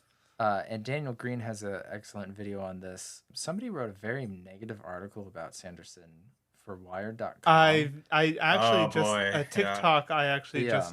just was What- introduced to that. What a horrifying. We can cover this in a later episode, but if you happen to listen to this and also happen to have read that Wired article, throw that garbage out. That is just. I don't know if you know. That's unbelievable about it, that got Nathaniel. printed. Yeah, Yeah. No, I That's, do know about it. Yeah, it's unbelievable. it's really. It made me sick to my stomach that somebody would say stuff like that. So that's I think 4 or 5 tangents. Adolin. We do get some chapters from his point of view. He's a fan favorite. Even in the Way of Kings, I think. Not for me in the Way of Kings. Really? But yeah, not really. I don't know. I didn't connect with him that much in the Way of Kings. That's fair. Now, when he starts, well, later on in the other books, I do quite like. That's fair. I don't know. He didn't have any of that same deep internal complexity that I thought Kaladin did, and I don't think there was that much that we got from him in this book. No, Although we did see I'm him probably as missing a lot of stuff, but we did see him as a womanizer. yeah, Yeah, a Which little bit. was not that he was a womanizer, more like he was going through all of the eligible women, yeah. and that was entertaining in my opinion. But without spoilers, It was basically a. It wasn't. I don't know, but yeah, it wasn't like a character trait more than it was a running gag in that book. I think. That's fair. That's fair. Definitely grew to love. Okay, Elhokar. We see a lot of Elhokar as a character. Not a lot of development, but we do see him as a character. Yes. And what a whiny little wow. Yeah, we do not see a lot of development to him until further in the series. Yeah. Well, he does kind of speedrun his development when he gets beat up by Dalinar. He does. I think that Yeah. I think that left an impact on him certainly. He had very Ah. strange paternal instincts. I will say that it definitely is very indicative of what an Alethi prince or Alethi royalty, probably their viewpoint on the world. That's fair. And Yeah. so, I mean, like, while it's not a lot of development on his front, I think it is very indicative of the kind of culture the Alethi have and how their nobility and the royalty interact and that whole thing. Because the nobility really have the power because they just keep the Alethi king and everything, like, sated with celebrations and things like that while they run everything just underneath. And so I thought it was interesting on that front. Yeah. That's about what we get with Elokar. Basically, at least for this book. Sadeas acts as, I think, the main antagonist for Kaladin's storyline, definitely. story And Dalinar's, I and think, as well. Dalinar's. I don't think he becomes the main antagonist of Dalinar's until the end. Well, I mean, really, Like we know behind the scenes that he is, so I suppose on that front, yes. But Dalinar definitely does not see him as an antagonist until the end of book 1. that's true. Yeah, I'll give you that. Definitely. Let's see. If we go off the actual definition of antagonist, somebody trying to stop the character from doing something. That's maybe- definitely for Kaladin's. Yeah, and maybe antagonist isn't the right word or the most perfect word to use, but Well, considering that most of the characters in this book generally want to stay alive, and Sadeas is not very conducive to that, I think he's an antagonist in that sense. That's a At fair least for, point. like Bridge 4. Yeah. Yeah. Like he does actively want Kaladin to die yeah, because of the Well, I mean, yeah, like at the beginning, he doesn't really know too much who Kaladin is. He just is killing him or planning to kill him by virtue of his being a slave. But then as the story goes on and he starts to like learn more about this bridge man who is kind of usurping his authority, then he becomes more directly kind of antagonistic. But he is, yeah. but an interesting character. Oh yeah, no, he's a phenomenal character. Like Yeah. for him being an antagonist, he does a very good job of making you hate him. Yeah, And I think that that's actually probably the main complaint I have had, not about any of Brandon Sanderson's works, but stories in general, is that if you introduce an antagonist that I do not dislike, or if you introduce an antagonist that I am neutral about, that is going to be one of my big downvotes for a book. Either make me relate to your antagonist or make me hate your antagonist, but do not have me by the end of the book not feeling anything about your antagonist. that's a good word of advice to all you aspiring writers. Yeah, fair. And I think also Brandon did a good job making it so that Sadeas's villainy was subtle enough that other characters don't necessarily draw attention to it. Because one of my other big pet peeves with villains is when sometimes they're like introduced in a book and all of the other characters immediately hate them, where you just like you have all these normal characters and then just one character who's like obviously shady and you just know that he's going to betray everyone and it's just like be horrible. And Sadeas, like he is obviously like a terrible person from the very beginning, but at the same time, Dalinar respects him and doesn't think that he's an actually evil person. He just thinks that he's kind of morally bankrupt in some ways. So having the other characters have nuanced opinions about Sadeas rather than just kind of like hating his guts from the very beginning made me hate Sadeas's guts even more because I feel like I'm seeing something the characters aren't. No, Yeah. and that's actually a really good point, because if you think about it, Sadeas, while he is very much a personal antagonist to Kaladin very early on and Dalinar later on, in the terms of Alethi culture, what he's doing is not unusual. Like, he's definitely an antagonist to our two characters, but on a broad spectrum, from most people's point of view on the acts that he's engaging in, he has every right to do so, and it's not unusual. Yeah. It's not wrong. Like, So no, I think that's actually a really good point, and I do like that presentation of his character because he comes off as much more of a personal antagonist, not a almost, I guess, objective or macro antagonist. Yeah, those are really good Yeah, points. interesting. I don't really have anything else. And I think that's one reason I actually, I think that's one reason I like The Way of Kings so much. I think that's one of the reasons The Way of Kings is one of my favorite Stormlight Archives books, at least, is because I like how these conflicts are not conflicts where the fate of the world is necessarily at stake, but just interpersonal conflicts between people. And I really like the characterization of Sadeas and what he brings to the story. So I would recommend you read Tomorrow and Tomorrow and Tomorrow by Gabriel Zevin, if you like that kind of thing. It's fiction, not Okay. fantasy, but it is all about those interpersonal relationships. Highly And- recommend. And see, interestingly enough, I think this is one point where I would somewhat disagree with you, Nathaniel, which is I love those interpersonal, like, antagonist relationships and that kind of thing, and the much more low level stakes. But I like it in a setting where it like okay, to use an example, Star Wars.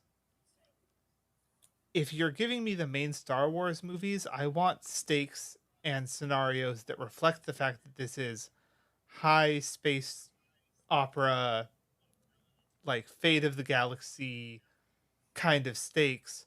Where if you're going to have those much more low level interpersonal things, give me things like The Mandalorian, where it is much more street level. Hmm. And so I feel like with Way of Kings, I'm not even, this is not ragging on Way of Kings, but I think maybe one of the reasons that it is not my favorite of the series is the fact that if you're giving me a lot of those low stake interpersonal conflict sort of situations, I expect to see it in a series or from a character's perspective that is not going to be engaged with those really high stake drama situations by relatively early on in the series. Wow. yeah, I think for me that's part of the reason I kind of found this book unique is that the high fantasy setting combined with the very personal stakes as opposed to the epic stakes is something that drew me to it. Even though I do like the epic stakes later on, I think this book does stay pretty grounded in the characters themselves, which is something I like. But yeah, And that's fair. that's I a mean, valid like, point. That I think it's just a matter of personal taste. I don't think there's one right answer on that. yeah, exactly. Yeah. Fair. The last character I think we'll discuss before we move on to we'll go ahead and go to world building after this, but Wit. I love Wit. Wit is magical. Oh, come on.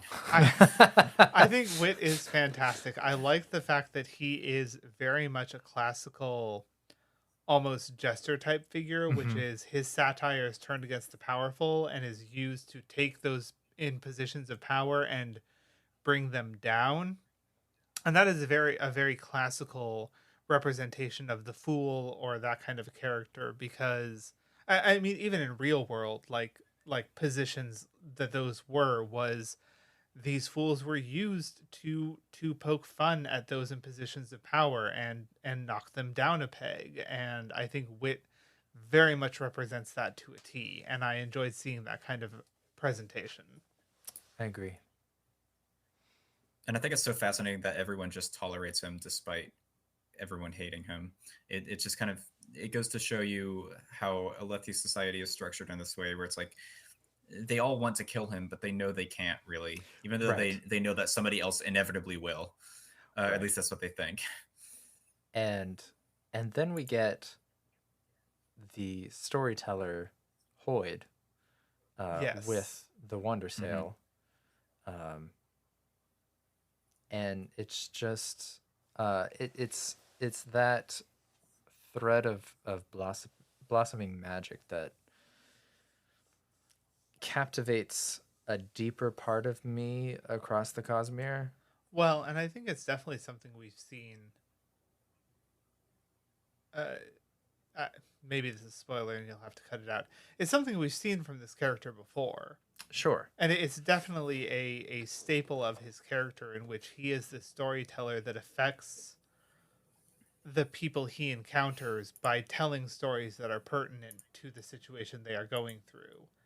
And I will agree that he's kind of like this atypical trickster god almost archetype, where he comes in and he, like,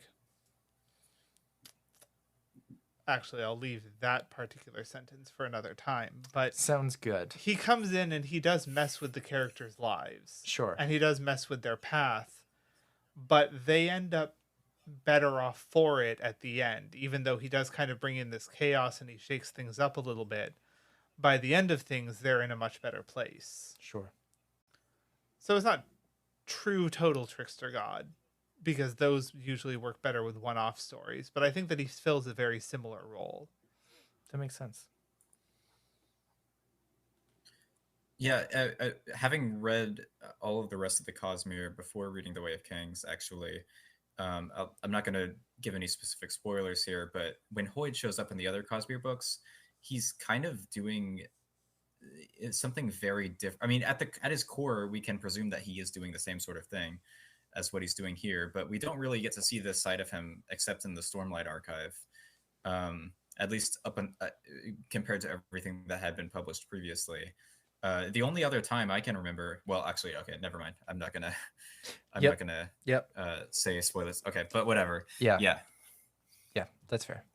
Yeah, so we'll move on to the world building, and I think to keep this under 2.5 hours, maybe we'll split this into two.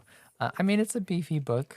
Yeah, no, it's a big book. Like, we'll each just say, and we can discuss our favorite part of the world building, whatever that may mean to you. Just pick like one facet of it. Okay. And then later on in life, we can come back and invite Nathaniel and talk about all of the world building Fair. of the Stormlight months from now. Sure. Yeah. I will say my favorite is Spren, but in particular, and I don't, forgive me if this is not book one, but the rare obscure kind of Spren that's talked about in one of the interludes.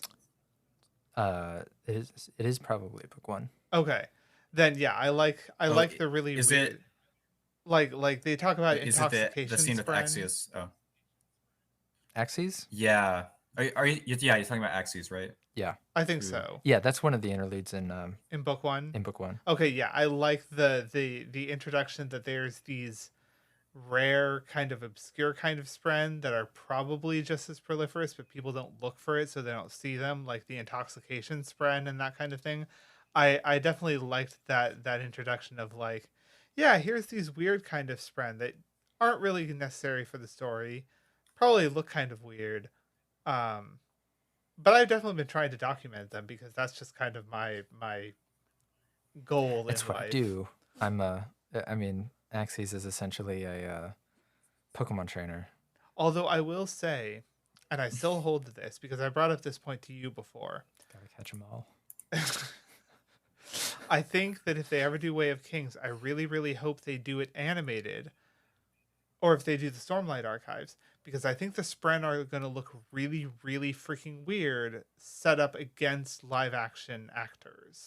What they need to do is they need to get the creator of Detective Pikachu and bring them in to do the Spren, because they made all the Pokemon look fairly realistic. I don't think it's even a realism issue, though. I just think that it's going to look very odd because they are still going to be oddly simplistic and animation-like set up against the real-world actors. I could see it being done realistically in live action. I could see it but being you would have done. to have a very talented. You would have to have a very talented crew, yeah. Yeah, I just think it'd be a lot more natural set up as animation against other animated characters. But that's just my own point of view. Sure. Yeah, no, Spren are definitely one of the coolest facets of the world building. Yes, and the way that the different emotions. Yes. Come Sanderson through. loves showing emotion in ways that humans can't control. I was about to say, That would also make me very uncomfortable. I'm not going to lie that somebody could potentially Yep. see my inner emotions, regardless of how much I try to not show them on my face. Mm-hmm. I could see that leading to some very awkward moments that, Yes. yeah, Yep. Inner monologues are meant to be inner. exactly. What about you, Nathaniel? What's your favorite part of the world building of The Way of Kings? Well, it's sort of related to the Spren in that the Spren are kind of a subcategory of it. But I really love the ecology of Roshar. Okay. And I I already talked about how much I love the illustrations in this book, Mm-hmm. and the way Shalon just kind of like draws everything, like the sky eels and the chulls, and all of the different kinds of crimling. Um, it's such a unique setting for a fantasy world, having almost all of the creatures be not not earth-like creatures, but these almost everything is a crab, um Yeah.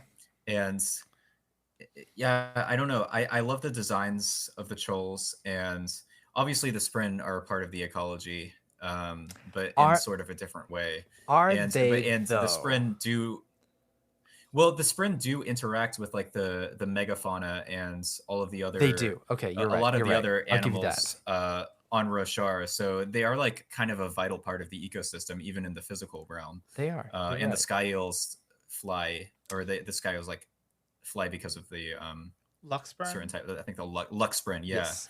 Like Spren. Um, so yeah, they definitely interact a lot, Yes, and I I forgot love about how the that. magic is kind of seamlessly worked into that. I will say it to back up Nathaniel's point, like, yeah, seeing that Brandon Sanderson put a lot of thought into how a world would develop if the high storm was an actual feature of the world, and what that would mean and how things would evolve to withstand that kind of situation. Um, it was really impressive. Yeah. And everything does evolve to crabs. So Yep. Yeah, Yeah. it's and it gives us such a unique visual style, so that even if it's something as simple as a rock bud is just so iconic to the Stormlight Archive Right. that yes, it's just so distinctive, and Yeah. I'll go ahead and say that my favorite part of it was the storm. okay, Is the high storm. Um, that's such a cool feature, and it yeah, just plopped in there with everything else. Um, I mean, he really outdid himself with taking a lot of ideas and making them cohesive, using the surge of cohesion to write his story. yeah. Oh man, you are having way too much fun with I those am. sound effects. It is expensive. I'm gonna use them. All right. Plot and themes. We actually we talked somewhat about this with the Alethi nobles and this kind of never-ending war. But I think the main, if we take Cosmere as the backdrop and know that kind of resurrection is a theme across all of the Cosmere. Sanderson has stated this. And we won't go into the various ways he's shown this. But it doesn't just mean like a Jesus type resurrection where somebody comes back from the dead. A resurrection in a character's life, in how their life is the direction their life is taking, right? And on top of that, really, the Way of Kings boils down to the worth of a life. Yes, Mhm. I Yeah. agree. And one of the main features in the world building that really comes into play here is the light eyes versus the dark eyes, which brings in racial themes, right? And a caste system. Yeah, caste system definitely. Definitely. And the worth of a life transcends that so thoroughly by the end of the Yes. book. It's beautiful. I agree. Yeah, I think the scene at the end of this book where Dalinar gives his sword to Sadeas in exchange for the Bridgeman's Alliance, I think that's probably my favorite scene in the Cosmere period. I there are very few scenes in any book I've read that have had the same emotional effect on me that that scene does. I mean, just even thinking about it gets me emotional. It's a really extraordinary moment how everything culminates there, and yeah, yeah, it's wonderful. I quote it all the time. Yeah. When I first listened to The Way of Kings, my main takeaway was that moment Kaladin leapt across the chasm, saying the second ideal and coming to life with power and saving the Light Eyes. Right. The second time I read it, though, I realized the more important scene was the bigger scene. The climax was giving the sword, Yes. which I felt a little narrow. What myopic in my thinking about the book from the first reread. Oh, fair. From the first read when I realized that on the second one, but absolutely, what a great scene. So how do you think that the worth of a life translates into Shallan's story? Great question. And blanket, it doesn't. No. Well, well, Yasna kills those people, and it's a tenuous connection. But there's that whole philosophical debate about whether or not the way Yasna killed those people was morally justified. I agree. And that's like, yeah, it's. I honestly don't think that theme ties into Shallan's plotline that much, but there's a little bit there. Yeah. Sorry, no, I actually think it does. Okay. But I don't think it really does until the very end. Okay. Because Yasna absolutely, well, one, she tries to save Shallan by transmuting the bread and the jam Yes. into different things. With the Soulcaster. Right, with the soul, well, with just her abilities. The Soulcaster was fake. Yes. Had Shallan figured that out though? Yeah, she figures it out. Yeah, by the end of the Way of Kings. Yeah, yeah, by the end of the Way of Kings, she goes over all of that. Like, she figures out that the Soulcaster was fake. But and I think it was definitely that as well, which was Yasna risking discovery of her abilities through soul casting Shallan's blood to not have the poison in it. Like, I think that it definitely does come up in that, which is Yasna shows that her mask of indifference and this like purely logic-based person isn't actually who she is. And when the chips are on the table and she needs to do something to save Shallan's life, she does it. The worth of a life is more than keeping her ability secret. Yes, exactly. Which is an integral part of her character, given everything that came before in the book. Right. So I definitely think that actually it does present itself. It is just, it definitely has a later payoff than it is on Kaladin's level. Yeah. And I think the worth of a life is also addressed in Kaladin's. I believe there's a point at which he says he's going to continue living for Bridge 4.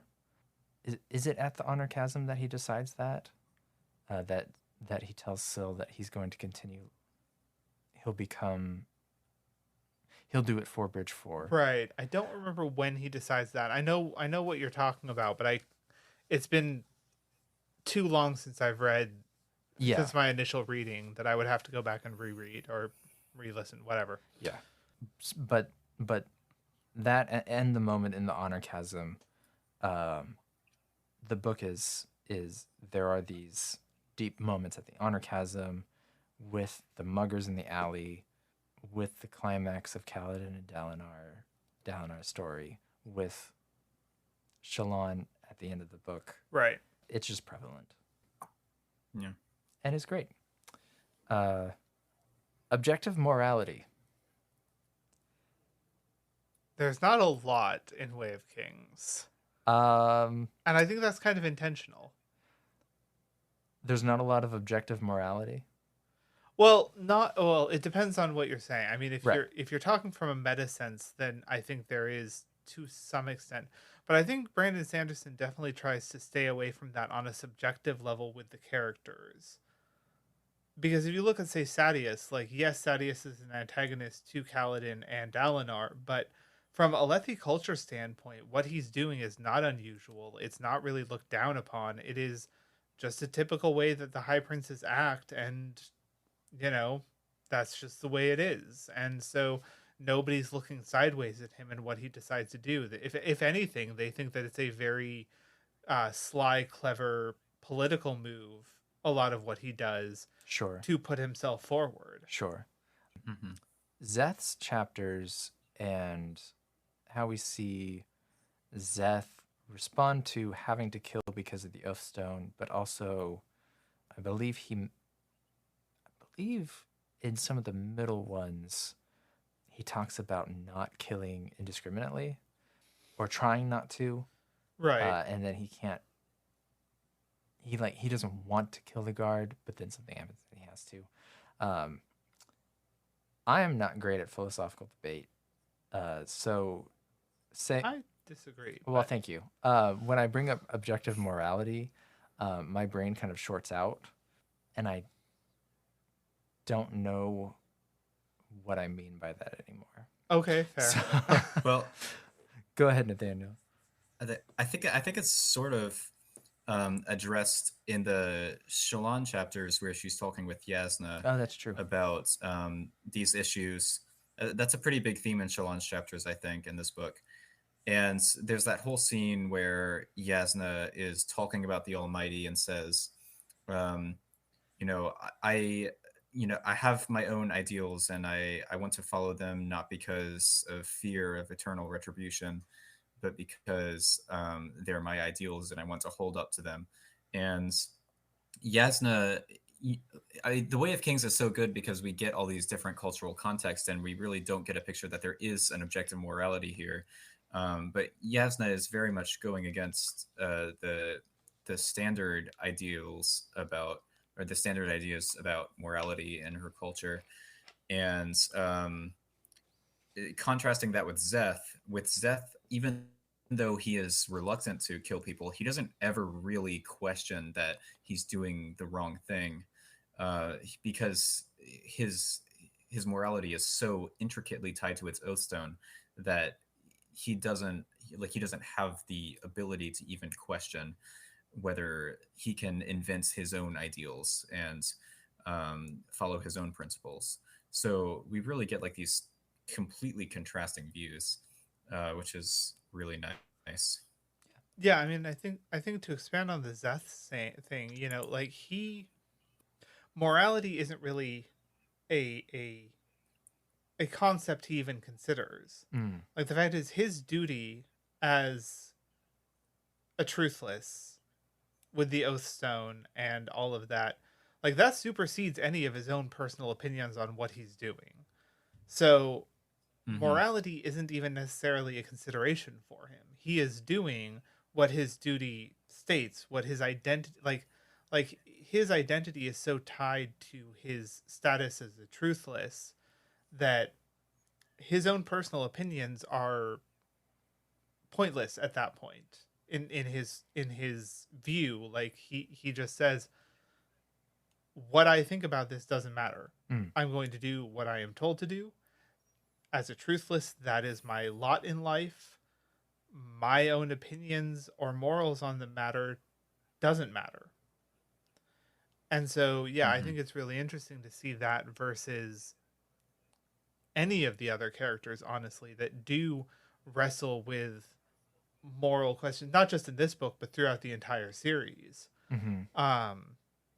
Dalinar in particular, that's a big part of his chapters, which is he's trying to live by the way of kings. He's trying to be a more honorable, what he sees as a more honorable person, somebody who is trying to unify the Alethi and set a better example of how they should be living. And even though he is not succeeding, even though that is very difficult for him, it is a very central core tenet of his chapters where he is, I mean, he even puts it on his sons. He's like, we need to be better. We need to be living better than we have been. I agree. Yeah, I think that for Dalinar, the Way of Kings definitely is kind of his ultimate ideal, even though it's again it contrasts a lot with his society, and then it's only like barely touched upon in this book, but at the very end of this book, Dalinar has the further revelation that honor is literally dead, not just figuratively, and that kind of again, it's like at the very end of this book, so we don't see much of it, but we can imagine that that has a pretty big impact on his ideas about Alethi, Alethi principles. You know, if it's all kind of built on this lie that he's been told this whole life. And yeah, I think There's something I want to throw in here that I just really noticed as we were talking about this. So I want to throw it in here just so that I don't lose it. I think it's actually very interesting that if you look at it, every single one of the main characters, Shallan, Dalinar, Kaladin, and Szeth, all four are outcasts of their cultures.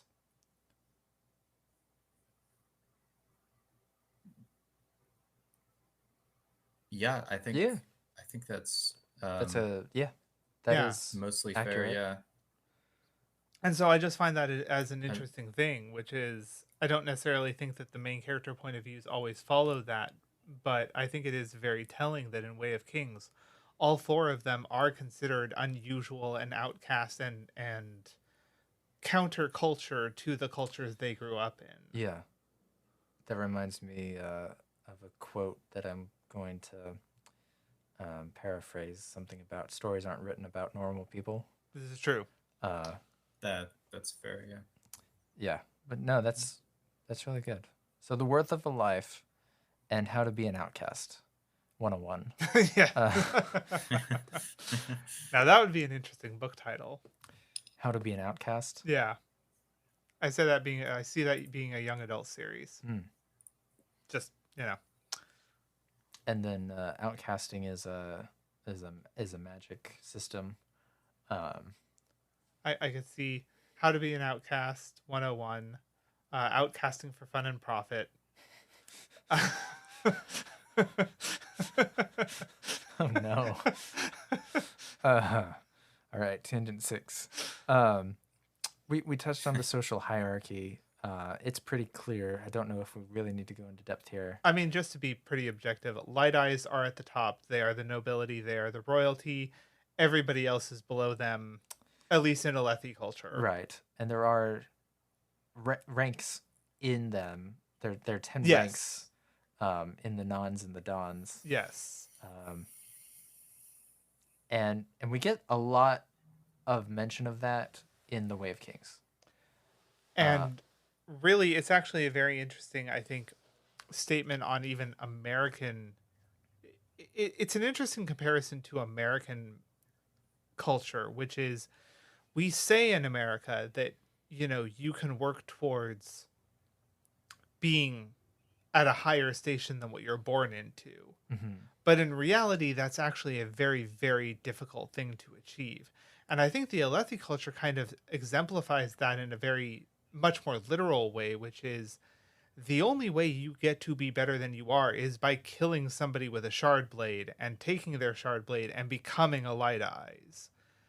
And I think in a way that's a very good comparison to American ideals, which is, yes, we say this thing. Yes, they tell stories of Dark Eyes becoming Light Eyes by killing someone with a shard blade and taking it. But ultimately, that is a very rare and difficult occurrence. Are you suggesting that we can go up in our caste by killing a capitalist? I'm just kidding.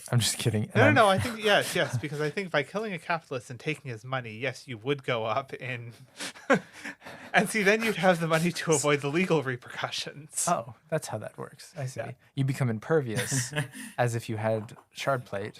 Yes, exactly. To the legal system, which is the shard blade. Or is money the shard blade? Well, see, unfortunately, what would happen is actually kind of what happened to Kaladin, which is all of the other people with equally high money as yours will turn against you as a threat and knock you down in the same way that what's his name branded Kaladin as a slave when he got the shard blade. Amaram. Amaram branded Kaladin as a slave because Kaladin killing a shard bearer like that was a threat. This is if we were going to if we were going to interpret that analogy like less literally, then you could say that there is like an inherent violence sort of to becoming super successful, even if you're not literally killing people. There's only so much money to go around. So, like, only so many people can be billionaires, and so by taking a place at the top, you're kind of like knocking somebody else off, even if you're not literally killing them. Yeah, that's actually it's I don't know if it's like a good comparison. That was I really think apt. it is. That was apt. And I think for Alethi sure. culture is absolutely centered around violence. I mean, the way that they view warfare, the Mhm. way that to become a Light Eyes, if you are not born one, you literally do have to kill someone and take their shard blade. But even like not as blatant as that, like even the political dealings are cutthroat, and you may not be killing somebody literally, but you could be destroying their reputation, you could be turning people against their ideals, things like that. And yeah, in Alethi culture, if you want to get ahead, you are going to have some sort of violence, whether it is abstract or concrete. That's right. I do want to state for our listeners that when I mentioned earlier about killing a capitalist, that was not an endorsement of violence. Eat the rich. This is not a call to action from a Sanderson podcast. It was a joke. You're not Kelsier. I am not Kelsier. And just from my point of view, eat the rich. Yeah. But again, we're not actually saying eat anybody. If you've read First Law trilogy by Joe Abercrombie, you know that eating people leads to terrible magic powers. I have not read that, and now I'm curious. Oh, highly recommend. And if you ever want to give an audiobook a try, the narrator, oh my God, this is one of the best audiobooks I've ever listened to. And the it's so okay. Tangent 7. Tangent 7. So a few weeks ago, I was like, well, maybe I should acquaint myself with what people don't like Brandon Sanderson and what do they read if they don't like Brandon Sanderson. And a lot of the 9-year-old forums, not forums of 9-year-olds, these were written 9 years ago. Right. I thought you were just like insulting an entire fan base for a second. I was really confused. If you don't like Sanderson, you're a 9-year-old. No, they were saying if you want to read epic fantasy, go read Joe Abercrombie. So I did. Not that I hate Sanderson, obviously, but I wanted to like see the difference. Right. And I will say it is a quite enjoyable listen. The narrator, I haven't physically seen the book, but there is a character named Sandan Glockter, and his character is a brilliant characterization. He's gone through torture to the point where he's had his teeth removed, a lot of his teeth removed, and they tell you this immediately. Right. So the narrator speaks like this.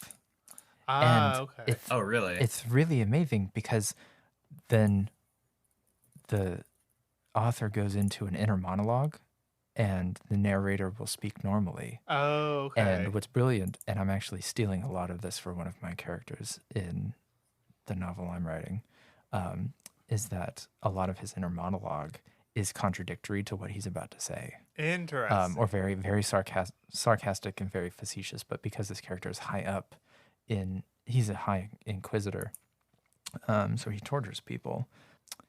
It's brilliant. Those are the chapters I enjoy the most, and there's like little to no action in them. And the other chapters are like full of great action. The other characters are also great, but Sandan Glockter is one of my favorite characters of all time.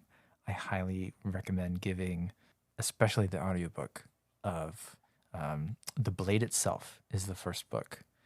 The Blade Itself. 2 recommendations for high fantasy. Okay.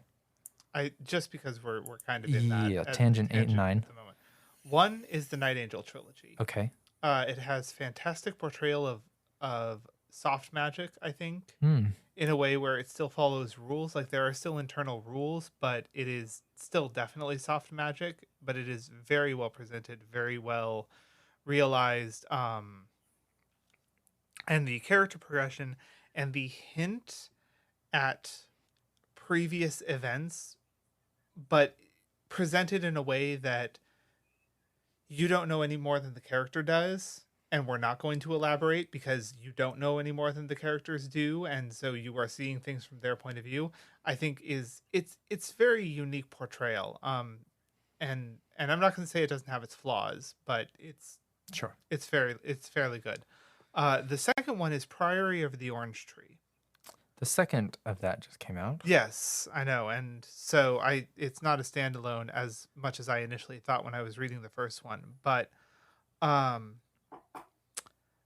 actually kind of like that it's almost a reductionist point of view where it goes back to the fact of dragons are villains.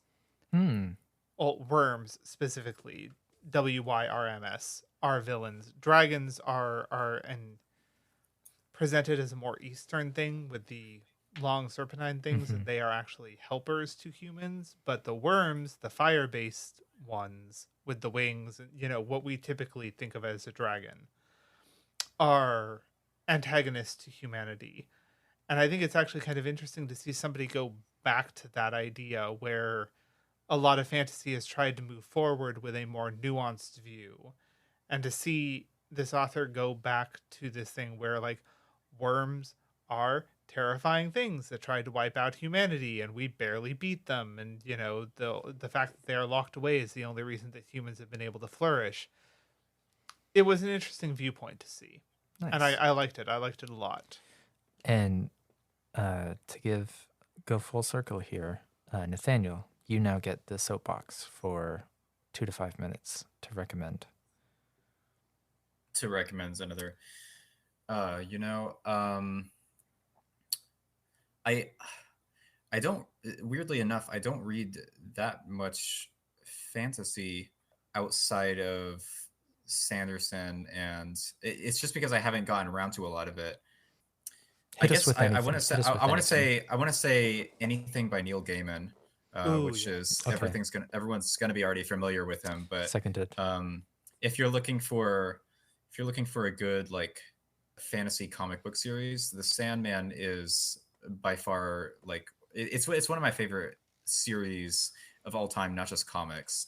The Sandman is just fantastic, and it's stuck with me over the years, and it's a great take on lots of things, humanity and dreams, obviously.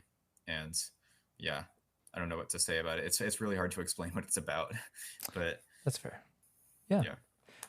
Anyway, tangent 7 over. Tangent, yeah. I mean, we're 7, 8, and 9. Yeah. Fair. Okay, so there's also potentially themes of racism, or race-based issues. Not so much in the Way of Kings, but still we have the Parshmen. Yes. And they are a completely separate species. I guess. Yes. And it's pretty obvious. We don't really need to, other than a general surgeon warning, don't be racist. Well, and I think it's interesting though that I will cut in here just to give a bit of a slightly interesting nuanced view, which is the fact of they refer to the people as the Parshmen until they find that one tribe that is not subservient and interacts with them normally and is a normal person, and they give them in my opinion, kind of an interestingly racist name of the Parshendi, which is like, yes, they're Parshmen, but they're different than Parshmen, so they give them the name the Parshendi to differentiate them. The Parshmen who can think, right? Is what it translates to. Yeah, exactly. Parshmen who can think, and so that is really a very racist term. Incredibly racist. But I like that. I like that they put that in because it definitely does show that kind of flippantly racist view that I think a lot of people had, which was, oh yeah, naturally Parshmen can't think, so these are the odd ones, the Parshmen who can, Naturally. rather than assuming that, So yeah, I found it interesting. I liked it, and I think it mattered that Sanderson used that whole framing device. I can't help but draw a parallel between the way the humans first encountered the Parshendi on the Shattered Plains and the way Europeans first encountered a lot of indigenous civilizations. Because the accounts, we do get some scenes in The Way of Kings where Shallan is reading like the firsthand accounts of when they first met, and there are some pretty like distinct similarities where there's like miscommunication between the two of them, where the humans think that the Parshmen worship. Actually, oh wait, I guess that's like a minor spoiler that there definitely seem to be some parallels, and even like as you were saying, the name Parshman can think kind of reminds me of how when Europeans first encountered Polynesians, they thought that they had European ancestry in them because they were capable of such great oceanic feats, that they assumed that they must have some ancestry in Europe. Wow. And that idea that like, yeah, no, seriously. And I don't know, the kind of like derisive name Parchment who can think reminds me of that. Yeah. And that they're saying, oh, these are not like other Parshmen that we've met. These ones are clearly more like us. That's really apt. Sanderson did his Yeah. homework. Oh, and I think it's definitely explicit. Like, Yeah. I do not think that was an accident. Oh, no. But we're going to move on to our criticisms and final thoughts. So, I mean, we know no book is perfect, and any author will tell you that no book is actually finished. It's just given up on. There were, if you go to Dragonsteel or wherever, that's what a lot will say in their panels. Is that Right. it's never finished. You just give up on it. Right. And it's good enough. Right. Which I'm cool with. That's fine. Yeah. So, criticisms, literary criticisms. I will non-literary. say that if it were anybody other than Brandon, the intro does not work. Like, the only reason I stuck with it is that I knew Brandon Sanderson. Yeah. And I knew the quality of his writing. And I he'll knew tell you that the this same was- thing. Is that That's fair. He gets to do it because he was an established author. Right. Like yeah, if it were Yeah. anybody else and they started the book off the way that he did with Way of Kings. 4,500 years ago. Right. Like, I would have given up. I'm not going to lie. I would have given up, but I knew that Way of Kings was going somewhere, and I knew Brandon's quality of writing. Like, it wasn't even just that he was an established author. It was that he was an established author of works that I absolutely loved. And I had seen the quality of his writing. And I knew that even though he was starting off as atypical with this book as he did, that it would go somewhere. But, I mean, on that front, I think maybe the criticism is don't start with Way of Kings. Like, I think you were probably a singular experience because I think you did start Sanderson's reading with Way of Kings. I did. But I would say that if somebody was just picking up Way of Kings off of a non-in-depth recommendation, if they just saw how popular it was and picked up the first one and started to cold read it, I could very well see somebody being very turned off by the way that he starts The Way of Kings. Yeah. Small tangent. I actually have a recommendation for your recommendation, listeners. Your recommendation system. Try not to actually read or watch shows or watch movies or listen to music unless you have 2 solid recommendations for it from people you trust. That is a guideline that has served me very well. Because when 2 or more people have recommended something, it's been amazing. When one person has, It might just be suiting their niche. Yes. So, tangent over. Fair. Nathaniel, what criticisms are you bringing to I the get a table? lot of. Oh, go ahead. Oh, I was just going to say in response to that, I get a lot of my book recommendations from online, which is probably not the most reputable source, but It could be worse. I have, yeah, but I have found some good things just by like looking up what are what are the top rated or best reviewed science fair. fiction books of all time. For sure. finding That things is like that. that is an excellent Yeah. way of doing it. That is, yeah. No, I've Tomorrow that I recommended earlier was the best fiction of 2022 according to Goodreads. Oh, okay. By popular vote. So definitely hit up those systems if you're really needing a rec. But if somebody's just like, Yeah. hey, you should do this, I was like, okay, I'll add it to my list to wait until another person tells me to that I trust, right? Otherwise, I'm just going to be like, okay, yeah, there's not enough time in the world for all of this. But True. okay, criticisms, Nathaniel. Yeah, I'm just gonna go ahead and say what I think is probably Sanderson's biggest weakness as a writer in general, which is dialogue. Okay. I don't really dig his dialogue.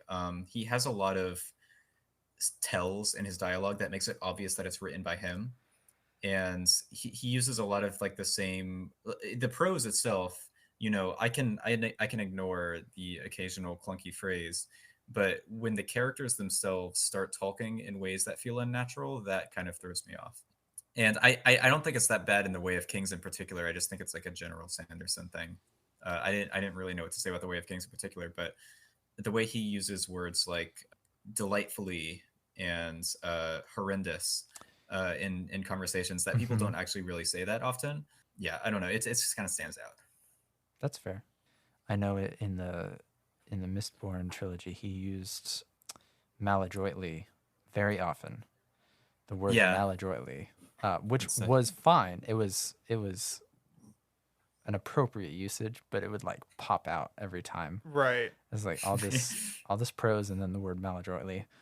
Contrast. Anyways, my criticisms. Can I even think of any?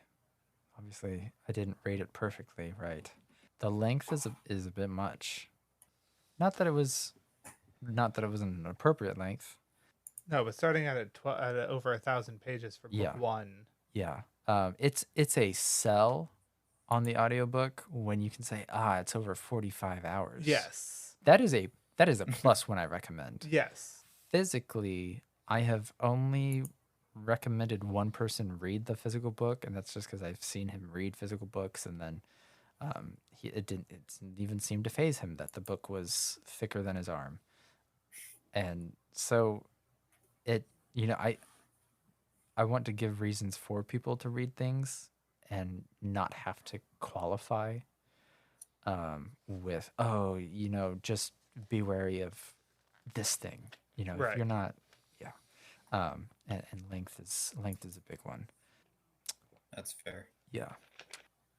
I would also say as sort of criticism, if you haven't read any of Brandon Sanderson's other works, there's going to be things that you absolutely miss and are completely lost on. That's true. I definitely think that Way of Kings is like you can get through the story without knowing who those characters are. Don't get me wrong.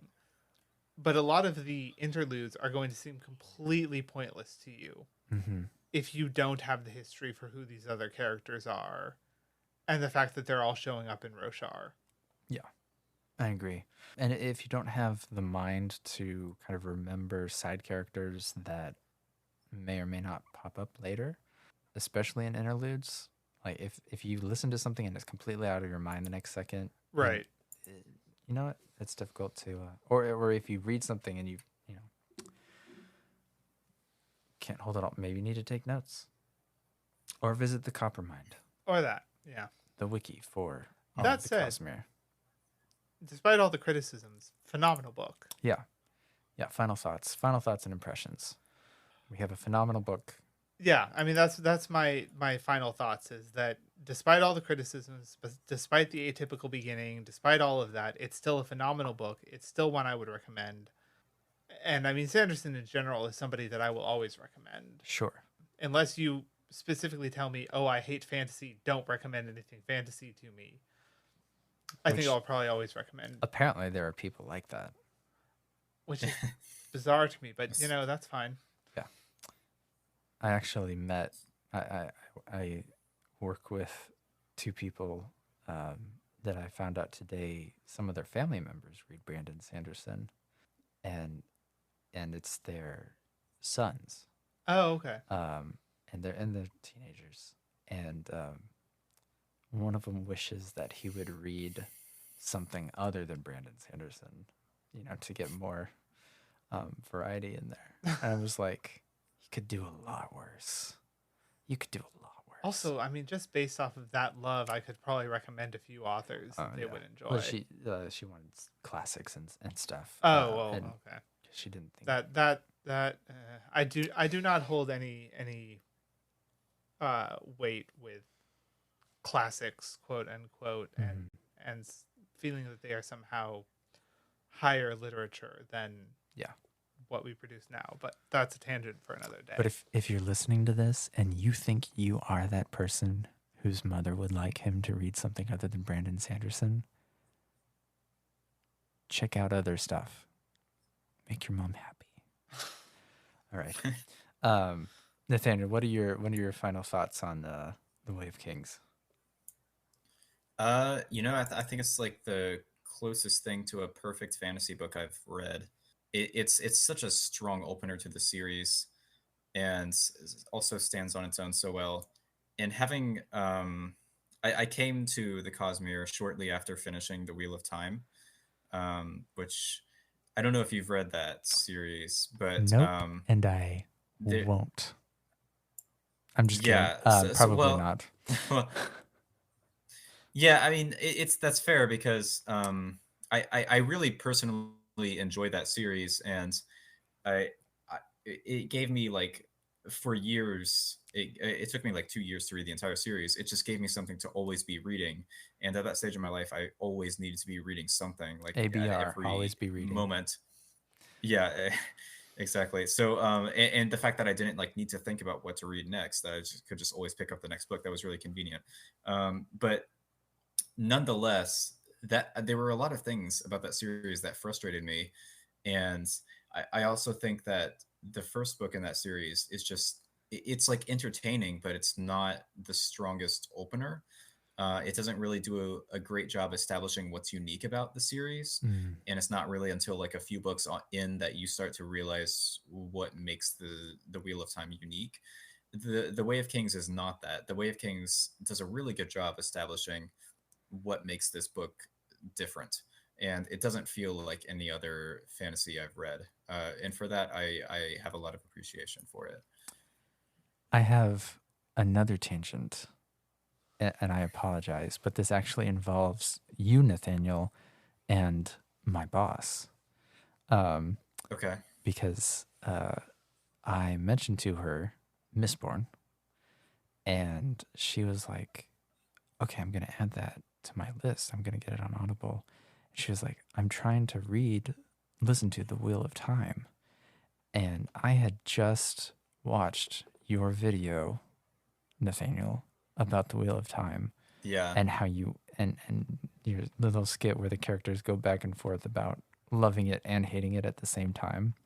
And I quoted that to her, and she was like, oh, okay. And I don't know if she started Mistborn, but this is directly related to you and my boss, who is super cool if you're listening to this. FYI. That's cool. Yeah. I think a lot of Wheel of Time fans are like that, like going back and forth about whether or not what's good about the series and what's not good about the series. And yeah, I really personally enjoy it. But I know there are a lot of fans who have conflicted feelings about it, and I do too. But yeah. There you go. That's been our review of The Wheel of Time. Indeed. No, I'm just kidding. No, I mean, I think that's... I don't think there's a whole lot more to say about the book, to be perfectly honest. No, there isn't. Cool.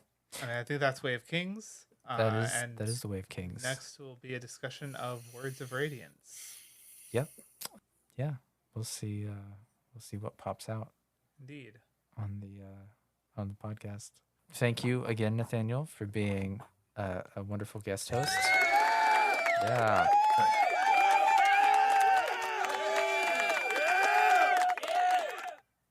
And No, thank you so much for having me on. you're welcome. You're welcome. Anytime. Anytime. Okay. Sorry. It's just too entertaining. It's fine. Very glad you could be here. Season 2 is off to a wonderful start. Much more to come. Until next time, don't panic, World Hoppers. Life before death, strength before weakness. And tangents before destination.